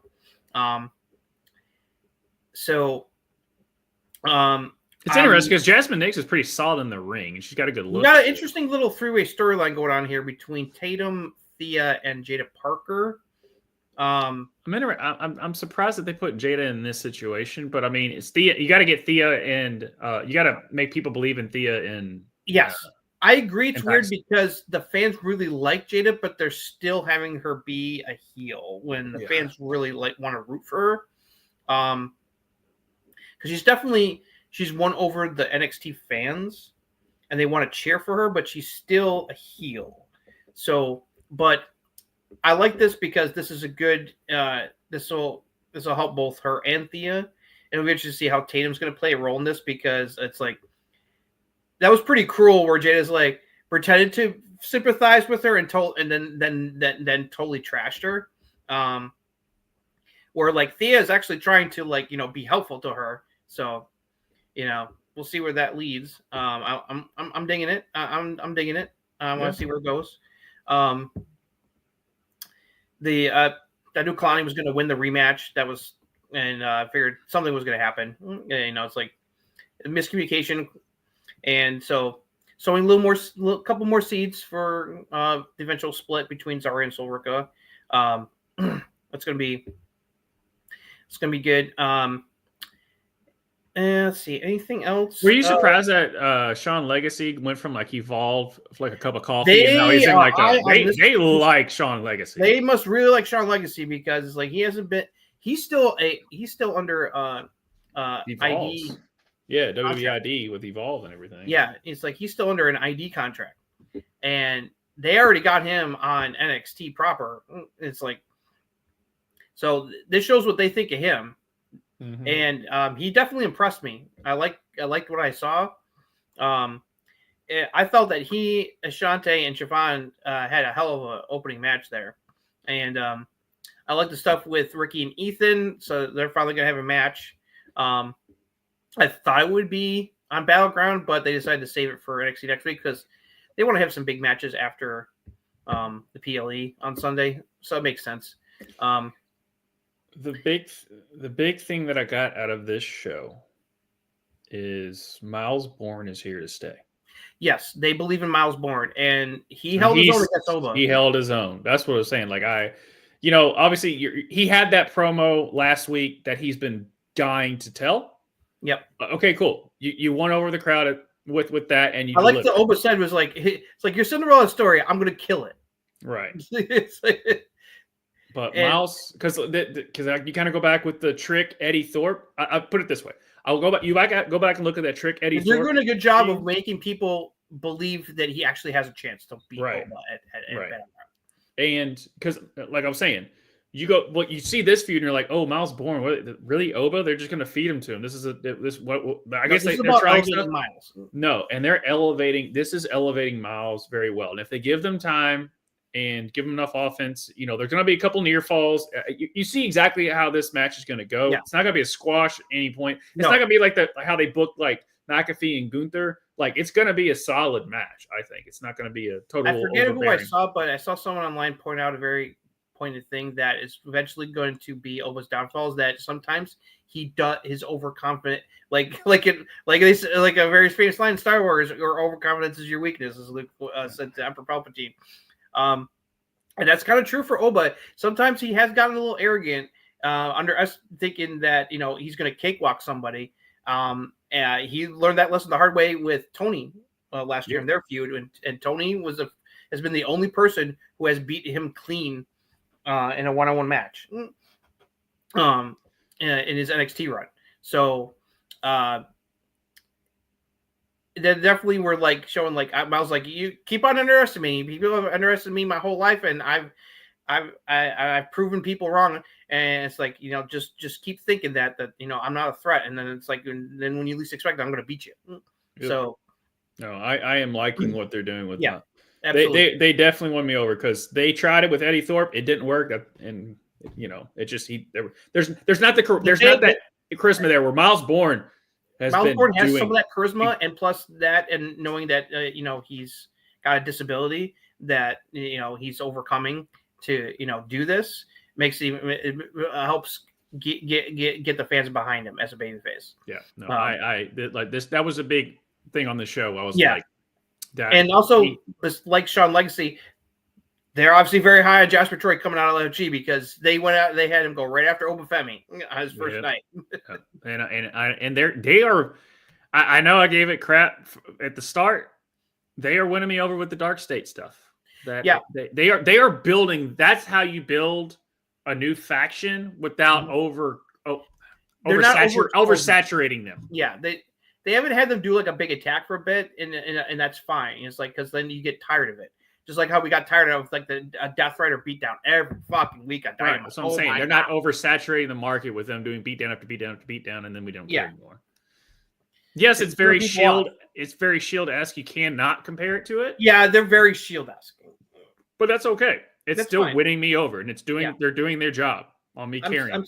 I'm still giving them time to show themselves. They got some talented guys in there, that's for sure. It's like they've shown it in the ring when they've wrestled. So, and Josh Briggs is perfect with Hank and Tank. Yeah.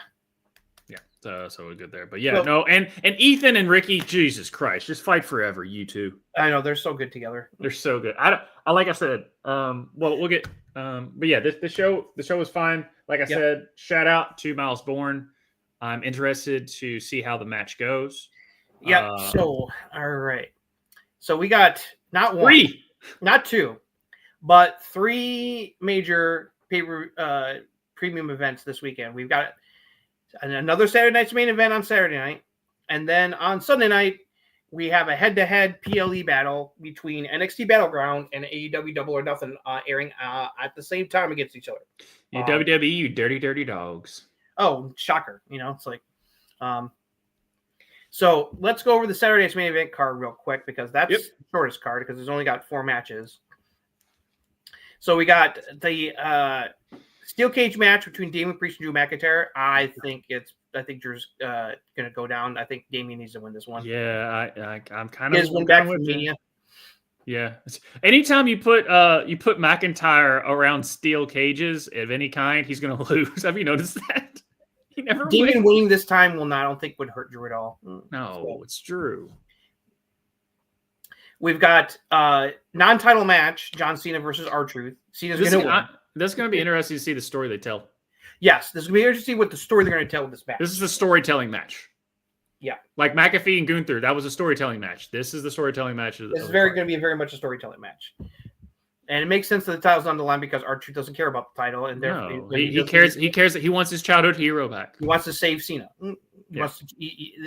He's beginning the redemption path for Cena. And here's my prediction for this is Cena's going to beat him, but you're going to see some Yeah. I shouldn't have done that. Yeah. You're gonna because the last when at Backlash, he was starting to feel the crowd or whatever. He started to show signs of cracking. R-Truth, and after he's doing this, he's probably gonna show more signs of just like hesitation.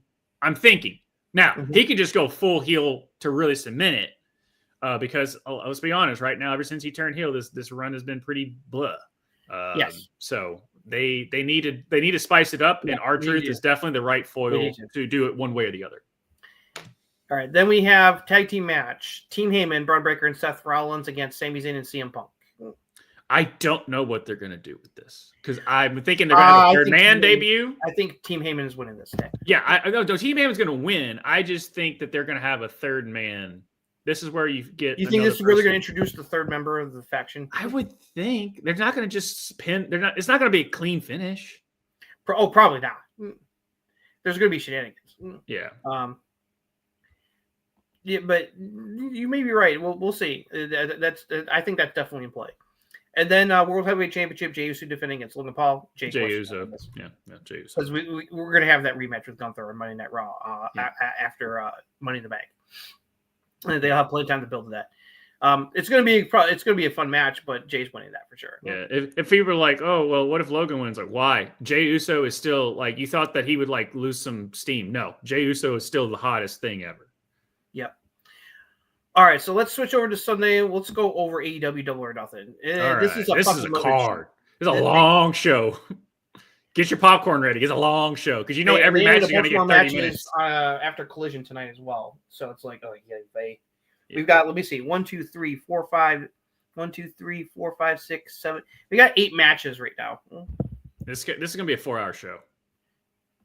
Yeah. Although Battleground's a little more stacked than usual for an NXT PLA. They've got 6 matches instead of 5. So, but anyway, we've got FTR, a grudge match. FTR taking on Nigel McGuinness and Danny Garcia in an odd couple pairing. FTR better win that. I think FTR's winning. Nigel's taking the pin. Almost likely. We've got a stretcher match. I think they're doing a stretcher match to pay tribute to Sabu, I think. Yeah. Ricochet. Yeah, Mark Briscoe versus Ricochet. I think Ricochet should be winning this match. He hasn't won on pay-per-view since he's joined AEW. He kind of needs a pay-per-view win. He's doing heel work more ways than one, especially on the internet. But this is the best work Ricochet's done since I can remember. He kind of could use it.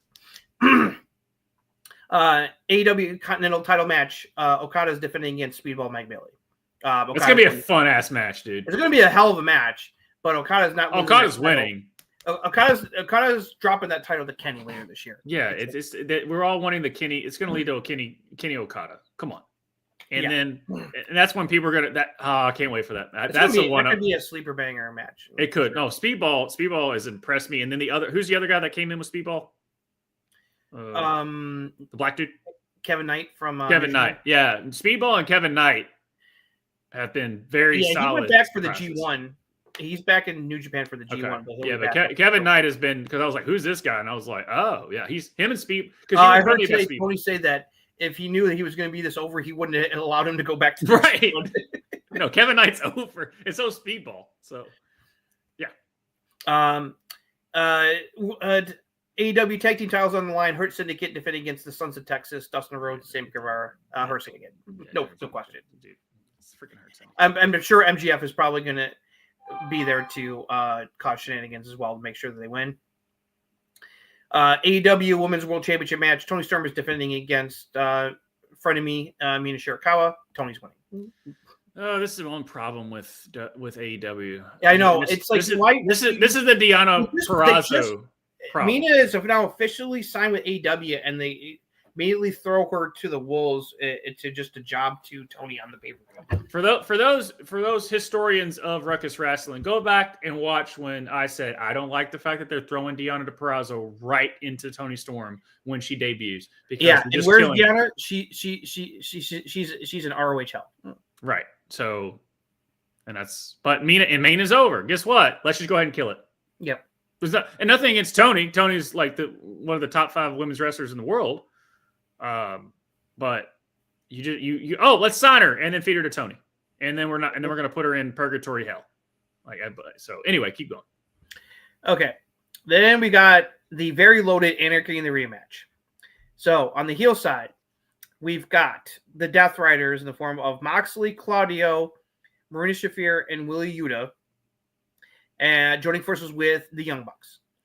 On the babyface side, we've got Kenny Omega, Swerve Strickland, Willow Nightingale, and the Ops, Samoa Joe, Powerhouse Hobbs, and Shibata. Okay, so here's this is going to be insanity. Yep. There's going to be a lot of blood. I'm going to think the baby faces are going to take it. I think so. I think you're going to see the return of Eddie Kingston because Gabe Kidd's going to do some shit. And I hope so. That's why I would. Kenny Omega is the red herring to the Eddie Kingston. That's what I'm hoping they do. Yes, yeah, because Gabe Kidd is definitely going to play a factor, even though he's not officially in the match. Because I know JD bitched about that. He was like, "What? Yeah, why bring back Gabe Kidd? He's not in the match." I'm like, "Chill, dude.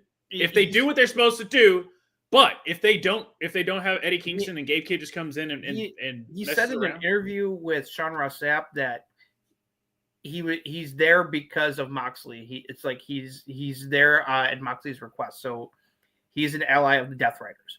So he's going to play it. He's going to play an interference role just like he did on Dynamite tonight. So, yeah. But I still think the baby faces are going to emerge victorious. If Eddie Kingston returns to neutralize Gabe Kidd, that pop is going to be off the charts. Oh, Eddie Kingston, there's something special about that. That's not a guarantee, but I hope to see that. That would be cool. Hey, if you want the definition of a heart of a wrestler, Eddie Kingston is the guy sitting there with a thumbs up, with his thumb up. So, and then we got the Owen Hart finals. For the women, it's Jamie Hayter versus Mercedes Moné. Like I said, my heart really wants Jamie Hayter to win this, but it's like it seems so fucking obvious that TK is going to have Mercedes win this, and then she's probably going to beat Tony. She's going to have all the fucking belts, and it's going to be that doesn't help the women's division at all. He's got an odd infatuation with Mercedes, or Mercedes has him booking wise, but we'll see. But I'm thinking you're right, which I hope it's not. I want to be wrong. Yep. But I don't. I just don't see it happening unless there's shenanigans. So, but one of the matches of the night, and probably will end up stealing the show, and it is the main event, which I think is the right move. The men's final, Hangman and Page against Will Ospreay. These two are going to fucking tear the house down. I think Ospreay's going to take this.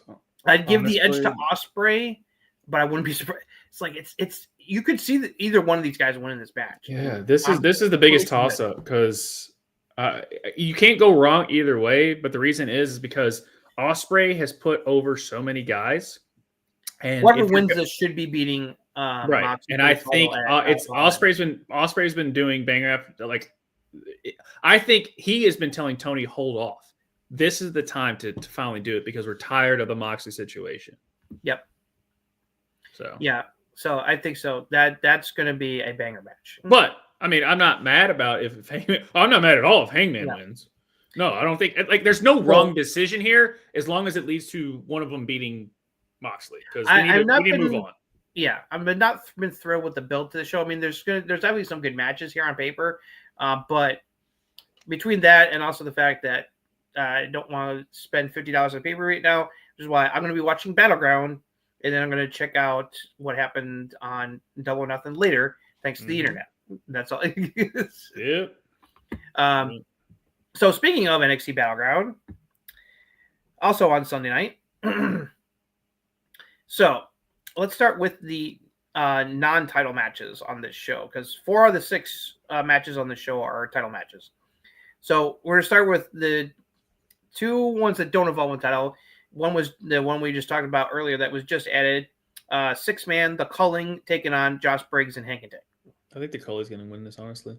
Probably just to set up Culling probably going after the tag titles from Hank and Tank, I would assume. You need to build up the Culling to make them relevant. Yeah, they got to have a win here. It doesn't hurt Josh Briggs or Hank and Tank to lose this match. No. Now this is going to be very interesting. Tony D versus Stax grudge match here. I think Stax is going to win this. I think this is where Stax takes out. This is where Stax becomes the main guy, takes over the family, and Tony goes to the main roster solo.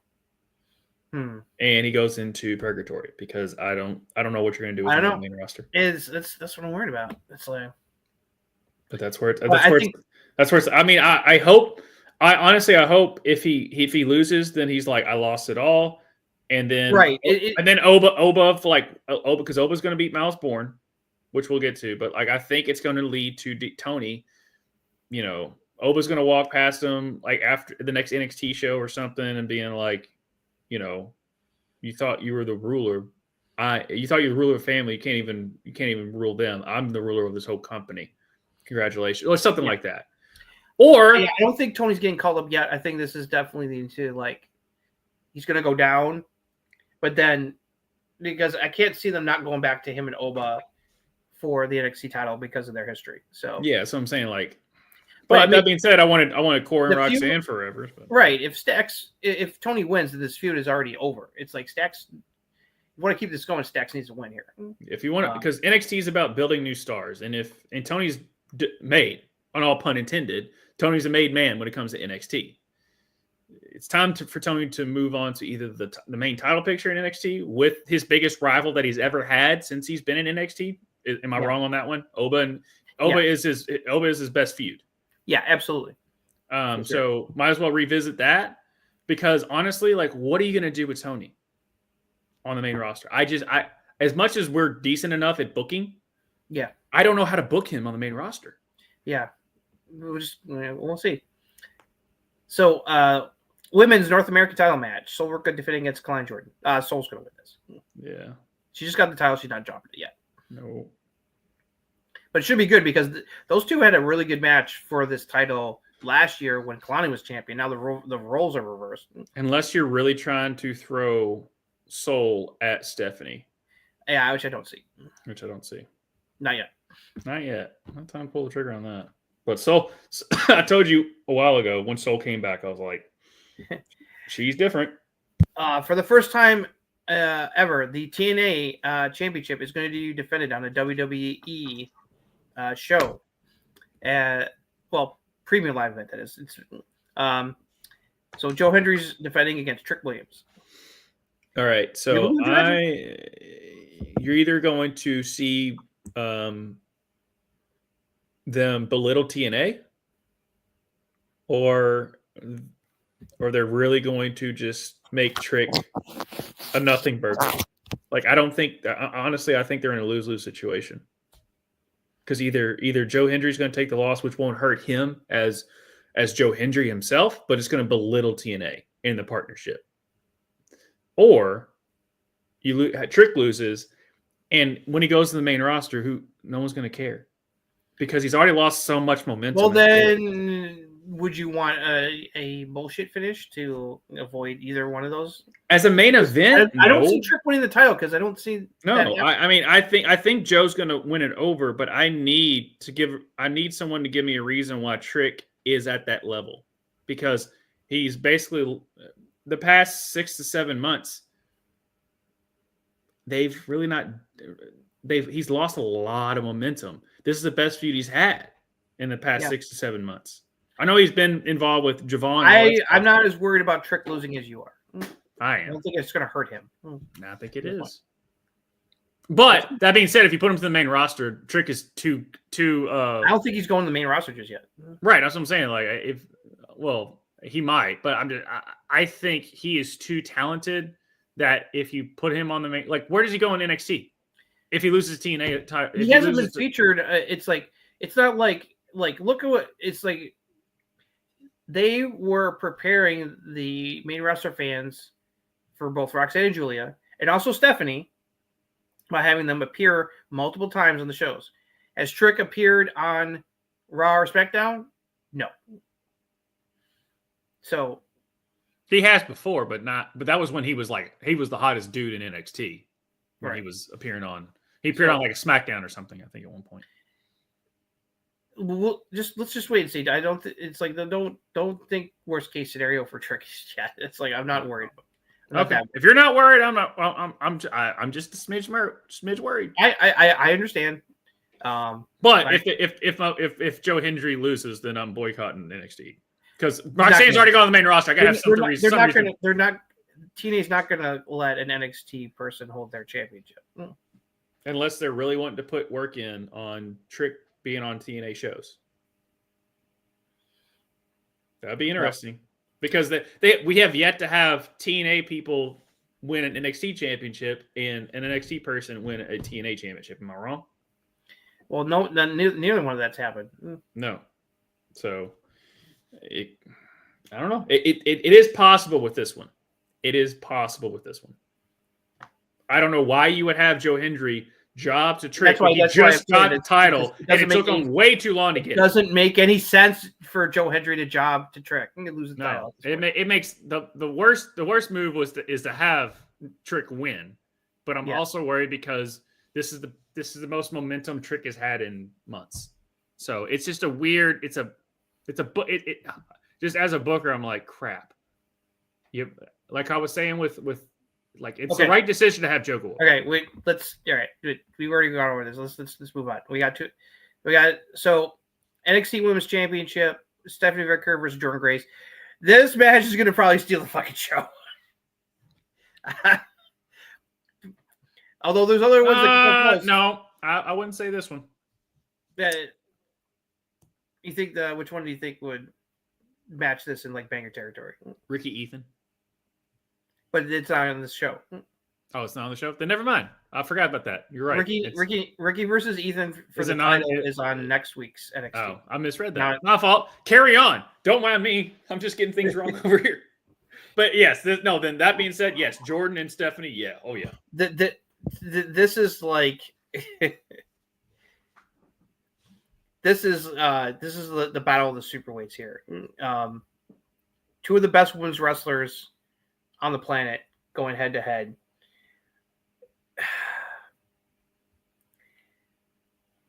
Honestly, you would think, well, Stephanie would retain, but she's so over right now. It's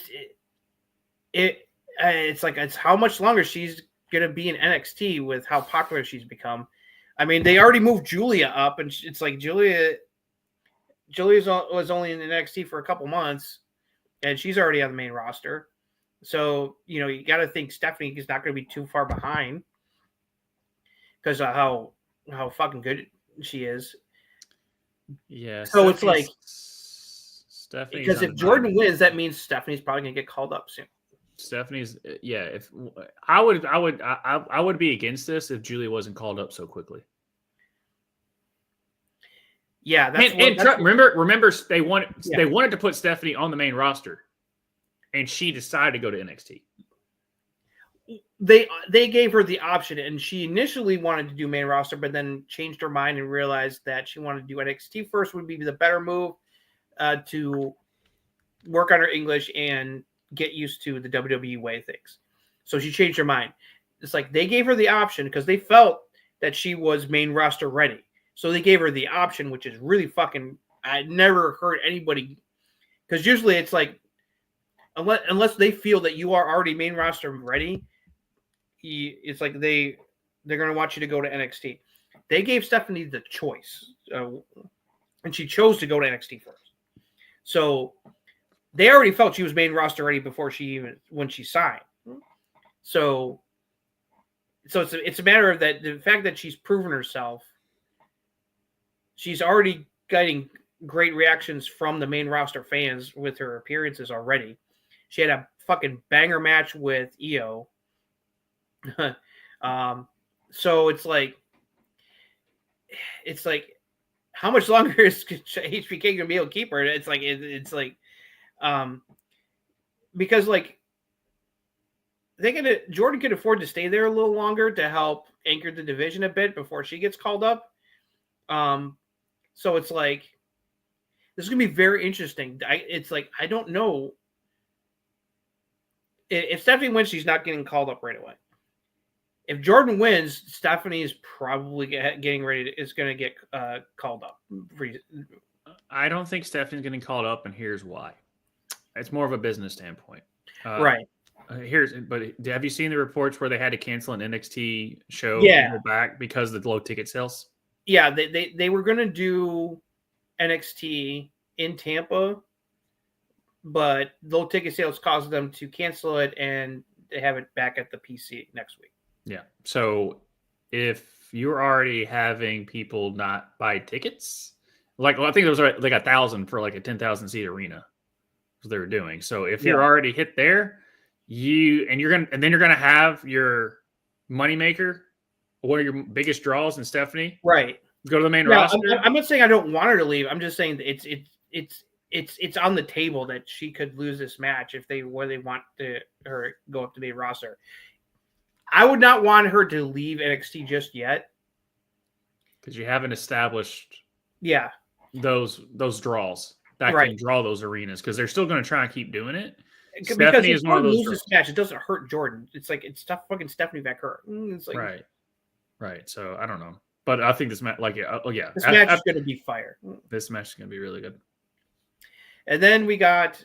Well, we should see which one's the main event, because Obafemi is defending the NXT title against Miles Bourne. I think we already gave it away earlier. We both think Oba's retaining, but Miles is going to pull up a hell of a fight to help get him over. I say I'm going to give it 3 near falls. Yeah, for Miles almost winning. Absolutely. So this is looking like a hell of a show, Battleground. Yep. Solid build. I am so pumped for Stephanie Jordan Grace. Yeah. It's like it's yummy. They're gonna beat the shit out of each other. Oh yeah. Yeah, I would not be surprised if it's as hard hitting as the match she had with Julia. Stephanie's done. Has spent time in New Japan. She knows strong style. Yeah. So it's like, Stephanie is the biggest enigma, because I think she's already at that Rhea Ripley level. If she went to the main roster, like it's like that. Like I'm just saying, she would shoot. When she goes to the main roster, she's gonna skyrocket right to the top. She's got the look. Her in ring. She's so gosh damn smooth in the ring. She has that presence. She gets she's gonna get like Io and Rhea, the reactions Io and Rhea are getting right now. It's like just her just her staring, and just like you can just tell she like shoots fire out of her eyes. Just like her presence. Because like she got quite a pop at the Rumble, and it's like she got quite the reception when she showed up on Raw. You know, it's like after Mania, in the Io match. It's like, so the main roster fans already know her and like her. So it's like it won't take long for her to make it over when she moves up. So no, but. I don't think. I think with when they had that low ticket sales and had to cancel that and move back to the Performance Center, I think they're like, okay, well, Hunter. I wish I could do a Shawn Michaels impression. There's one guy that can do it. I'm trying, but it's like, Hunter, I need her. If you want to make money, and move from the Performance Center, then I need Stephanie for a little bit. It makes sense because it's like, because I'm pretty sure Shawn did not want to lose Julia this early. Probably not. But SmackDown needed Julia worse than NXT needed Julia. Yeah, plus her English has gotten good enough to the point where she'll be perfectly fine on the main roster.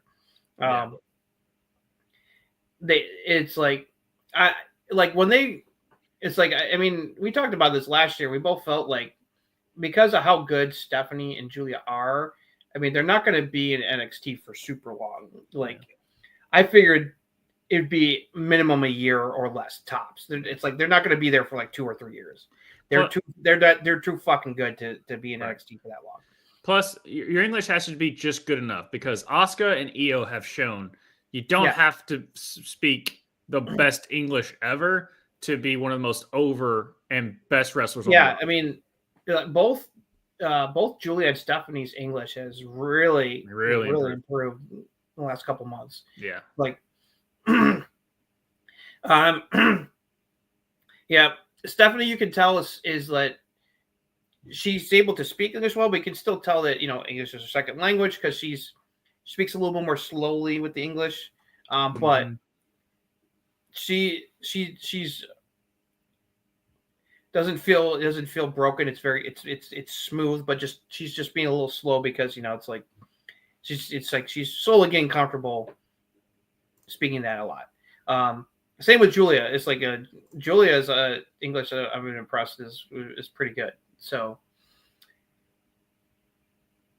but it's like it's gonna be interesting. It's like I think I'm leaning towards Stephanie retaining. I'm just like I said, like I'm not going to be shocked if she loses, but I would think it would be a little. It's like no, let's leave Stephanie in NXT for just a little bit longer. Yeah, I'm just because I'm looking at it from more of a ticket sale business standpoint. Yeah, and that's a good point. Because they don't need her, honestly. They don't need her. Not right now. No, like they don't need her on the main roster. Not yet. Mm-hmm. So that's what I got. Is there another? Besides, besides her going would immediately overshadow either Roxanne or Julia, who just both arrived on the main roster. Yeah, that was in the back of my mind. That's a good point because it's like you just put Roxanne on Raw, you put Julia on SmackDown, so those two you're trying to hype up, and then you just throw Stephanie in there, so someone's going to get the lower end of the stick. Right, and it's already clear that it's like Roxanne's already like immediately getting like a big push because she's in Money in the Bank. She's involved in the Judgment Day storyline on top of that. So, it's like we'll see where things are with Julia. It's like after tomorrow night, it's like if she wins the qualifying matches like she should, that's a great sign as well. So because it wouldn't make sense. Why would you call her up just a job? So it's like I'm trusting you, Triple H. Trusting. She's too good in the ring. Mm-hmm. So it's like both Josh and I were worried about Roxanne, but you proved us wrong. It's like the prodigy is being treated right. So we just want the same for Julia. And they're getting Lyra over, which I thought that was an impossible feat. Yeah. Shout out to Becky Lynch, guys. Yeah. Yeah. Becky Hogan, my ass. Yeah, Becky. Yeah. And then, it was not Becky Hogan anymore. Okay, we're going to move on to Rhea. Whatever, dude. Did you hear the pop Rhea got? Yeah. Did you see that? Yeah. She's one of the most you just dislike wrestlers who are there. It's like we want to cheer for them when they get to the top, and once they get to the top, sometimes it happens when someone is so popular. There's always going to be backlash. It's like Cody goes through it. I see people online who hate Cody for reasons I don't understand. Yeah, there's so much. What is it when something's so popular so you don't like it? What's that word? Just backlash. It's like, oh, that's a popular thing, so I'm going to hate it. Right. It's just like, so-and-so's band, you liked them, but then they got popular and I don't like them anymore. Trying to gatekeep or something like that, like you discovered them or something. Contrarian, that's right. There's a lot of contrarians out there who just like, oh, well, they're popular, so, they suck. I'm like, dude, Rhea is one of the most solid workers in the ring. What are you talking about? Mm-hmm. And do you think, Rhea just beats everyone, then why doesn't she have the title? Yeah. They're letting Io have the title because she deserves it and she's fucking over too. Right. She's effing over. Like, did you see the whole, like, everyone walking up and doing that? Yeah. It's like this is getting over. Right. Like, she's been doing that. She's been doing that for years. So she was doing that back in her NXT days. Yeah. Just like I said, like people, like I understand the criticism for Jay, but you can't deny Jay.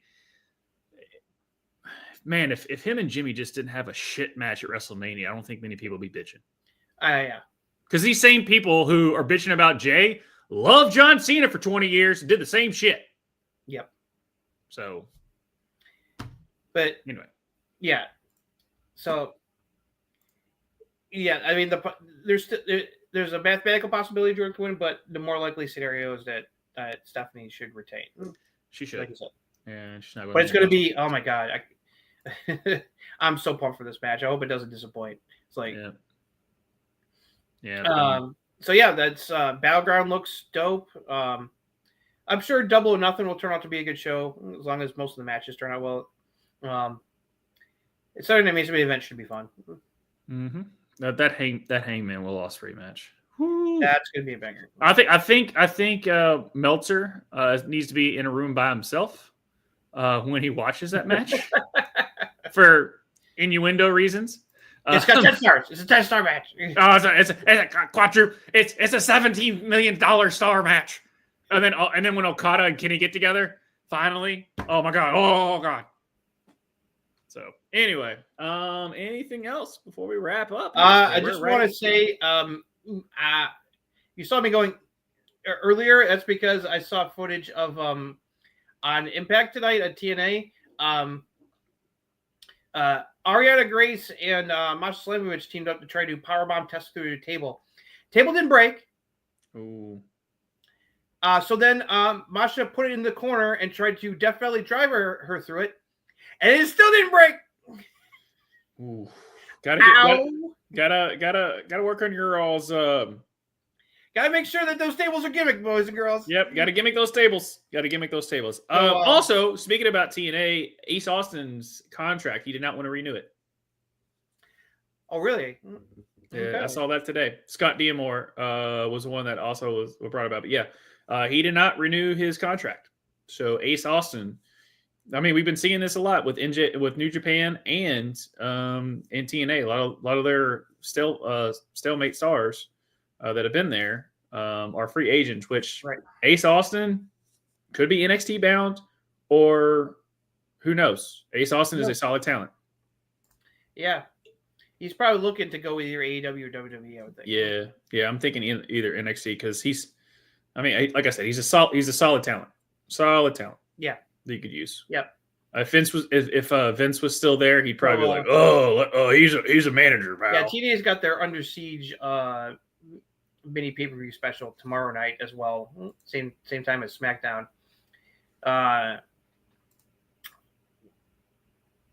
It's an interesting card. You got like Joe Hendry and Elijah teaming up against Frankie Kazarian and Trick Williams. Ariana Grace is taking on Tessa Blanchard in a one-on-one match. The Nemesis are defending against Matt Hardy and I forget what the other guy's name, because Jeff can't go into Canada because of all his DUI arrest history. Because this is taking place over the border in Canada, the show. So Jeff can't go to Canada with his record. Oh, Canada, where Jeff Hardy can't travel. Whatever. Oh, but the Usos got in there somehow. Remember that? Yeah. I don't know how they figured that out. I don't know either. Anyway, so yeah, that's our show, ladies and gentlemen. Thank you all for staying with us through technical issues, but we got it fixed. And brought all the goodness. A lot of wrestling this weekend, guys. Yeah, we're gonna have our hands full talking wrestling. It's like, between those three shows over the weekend, plus SmackDown, Raw, NXT, and Dynamite, where it's like, oof. Yeah. But we're going into this weekend, which is Memorial Day, so I always have to say thank you for all of our servicemen and women out there for helping us, for protecting our freedoms and allowing us to do these shows every day. And so this weekend and that Monday is for you all. And we thank you all so much from the bottom of my heart, for especially those who made the ultimate sacrifice. So we never take you all for granted, and thank you all for everything that you all do on that. For everyone else out there, as far as what we got going on, we have Ruckus Wrestling every Thursday, 8 o'clock Eastern, 8 o'clock Central, 9 o'clock Eastern. Once I get my time frames in my mind, right, we can do it. And then we have our Rev Sports Wrap It Up on Wednesdays at 9 o'clock Central. Right around, we're going around like 9:30, but it's okay. We still break all that stuff down. So we got NBA playoffs going on right now. We're not going to talk about the next, even though that was one of the best NBA games I've ever seen in my life, as far as an outside fan who have no interest in either one of those teams. But man, that was a classic. You can't deny that. As far as I don't think I'm basketball, but I'm pulled for the Knicks because they're the New York team, and we don't want to see them. But if there was any time to show a casual fan who doesn't like NBA, I'm like, that game. That was nuts. Oh. And then Thunder just won tonight, so they took a 2-0 lead on the Minnesota Thunder. Timberwolves. No surprise. That team looks like a Thunder. And then as far as hockey is concerned, Florida is running roughshod over. They just won. I think did they win tonight? Did they finally get to the end of it? I think because I think Florida won. Yeah, 5-0 over Carolina to take a 2-0 series lead. So Florida's on a mission from God to repeat on that. And then obviously Justin's Yankees are doing well on that. The Reds, we're allergic to be in anything above 500, but at least fun to watch. And the Colorado Rockies are trying to break the White Sox record that they did last year of having the worst season in baseball history. Yep. So on that, but like, subscribe, ring the doorbell, because we go live every Thursday on that. Ruckus Wrastlin Fantasy F Around will be coming back later on this year, and then Sol and I will be doing our book club with our Discord members. Link down below if you want to join and part that with the first Friday of June. But Justin, always a pleasure. There's a lot of wrestling going on this weekend, so get some rest because it's going to be a lot. I'm going to be doing a lot of recaps on. Thankfully, I have all of the next week off. I took some vacation, took a little mini vacation from work. So, it's like, I'm going to be depending on how I feel after Battleground. I may check out Double or Nothing, or I may wait until in the morning. Right. Well, on behalf of myself and Justin, thank you all so much for joining us. Like, subscribe, ring the doorbell so you know we go live every Thursday, and we will see you all next time. That's right. You hear the song. You see the graphic coming up. We'll be back next week.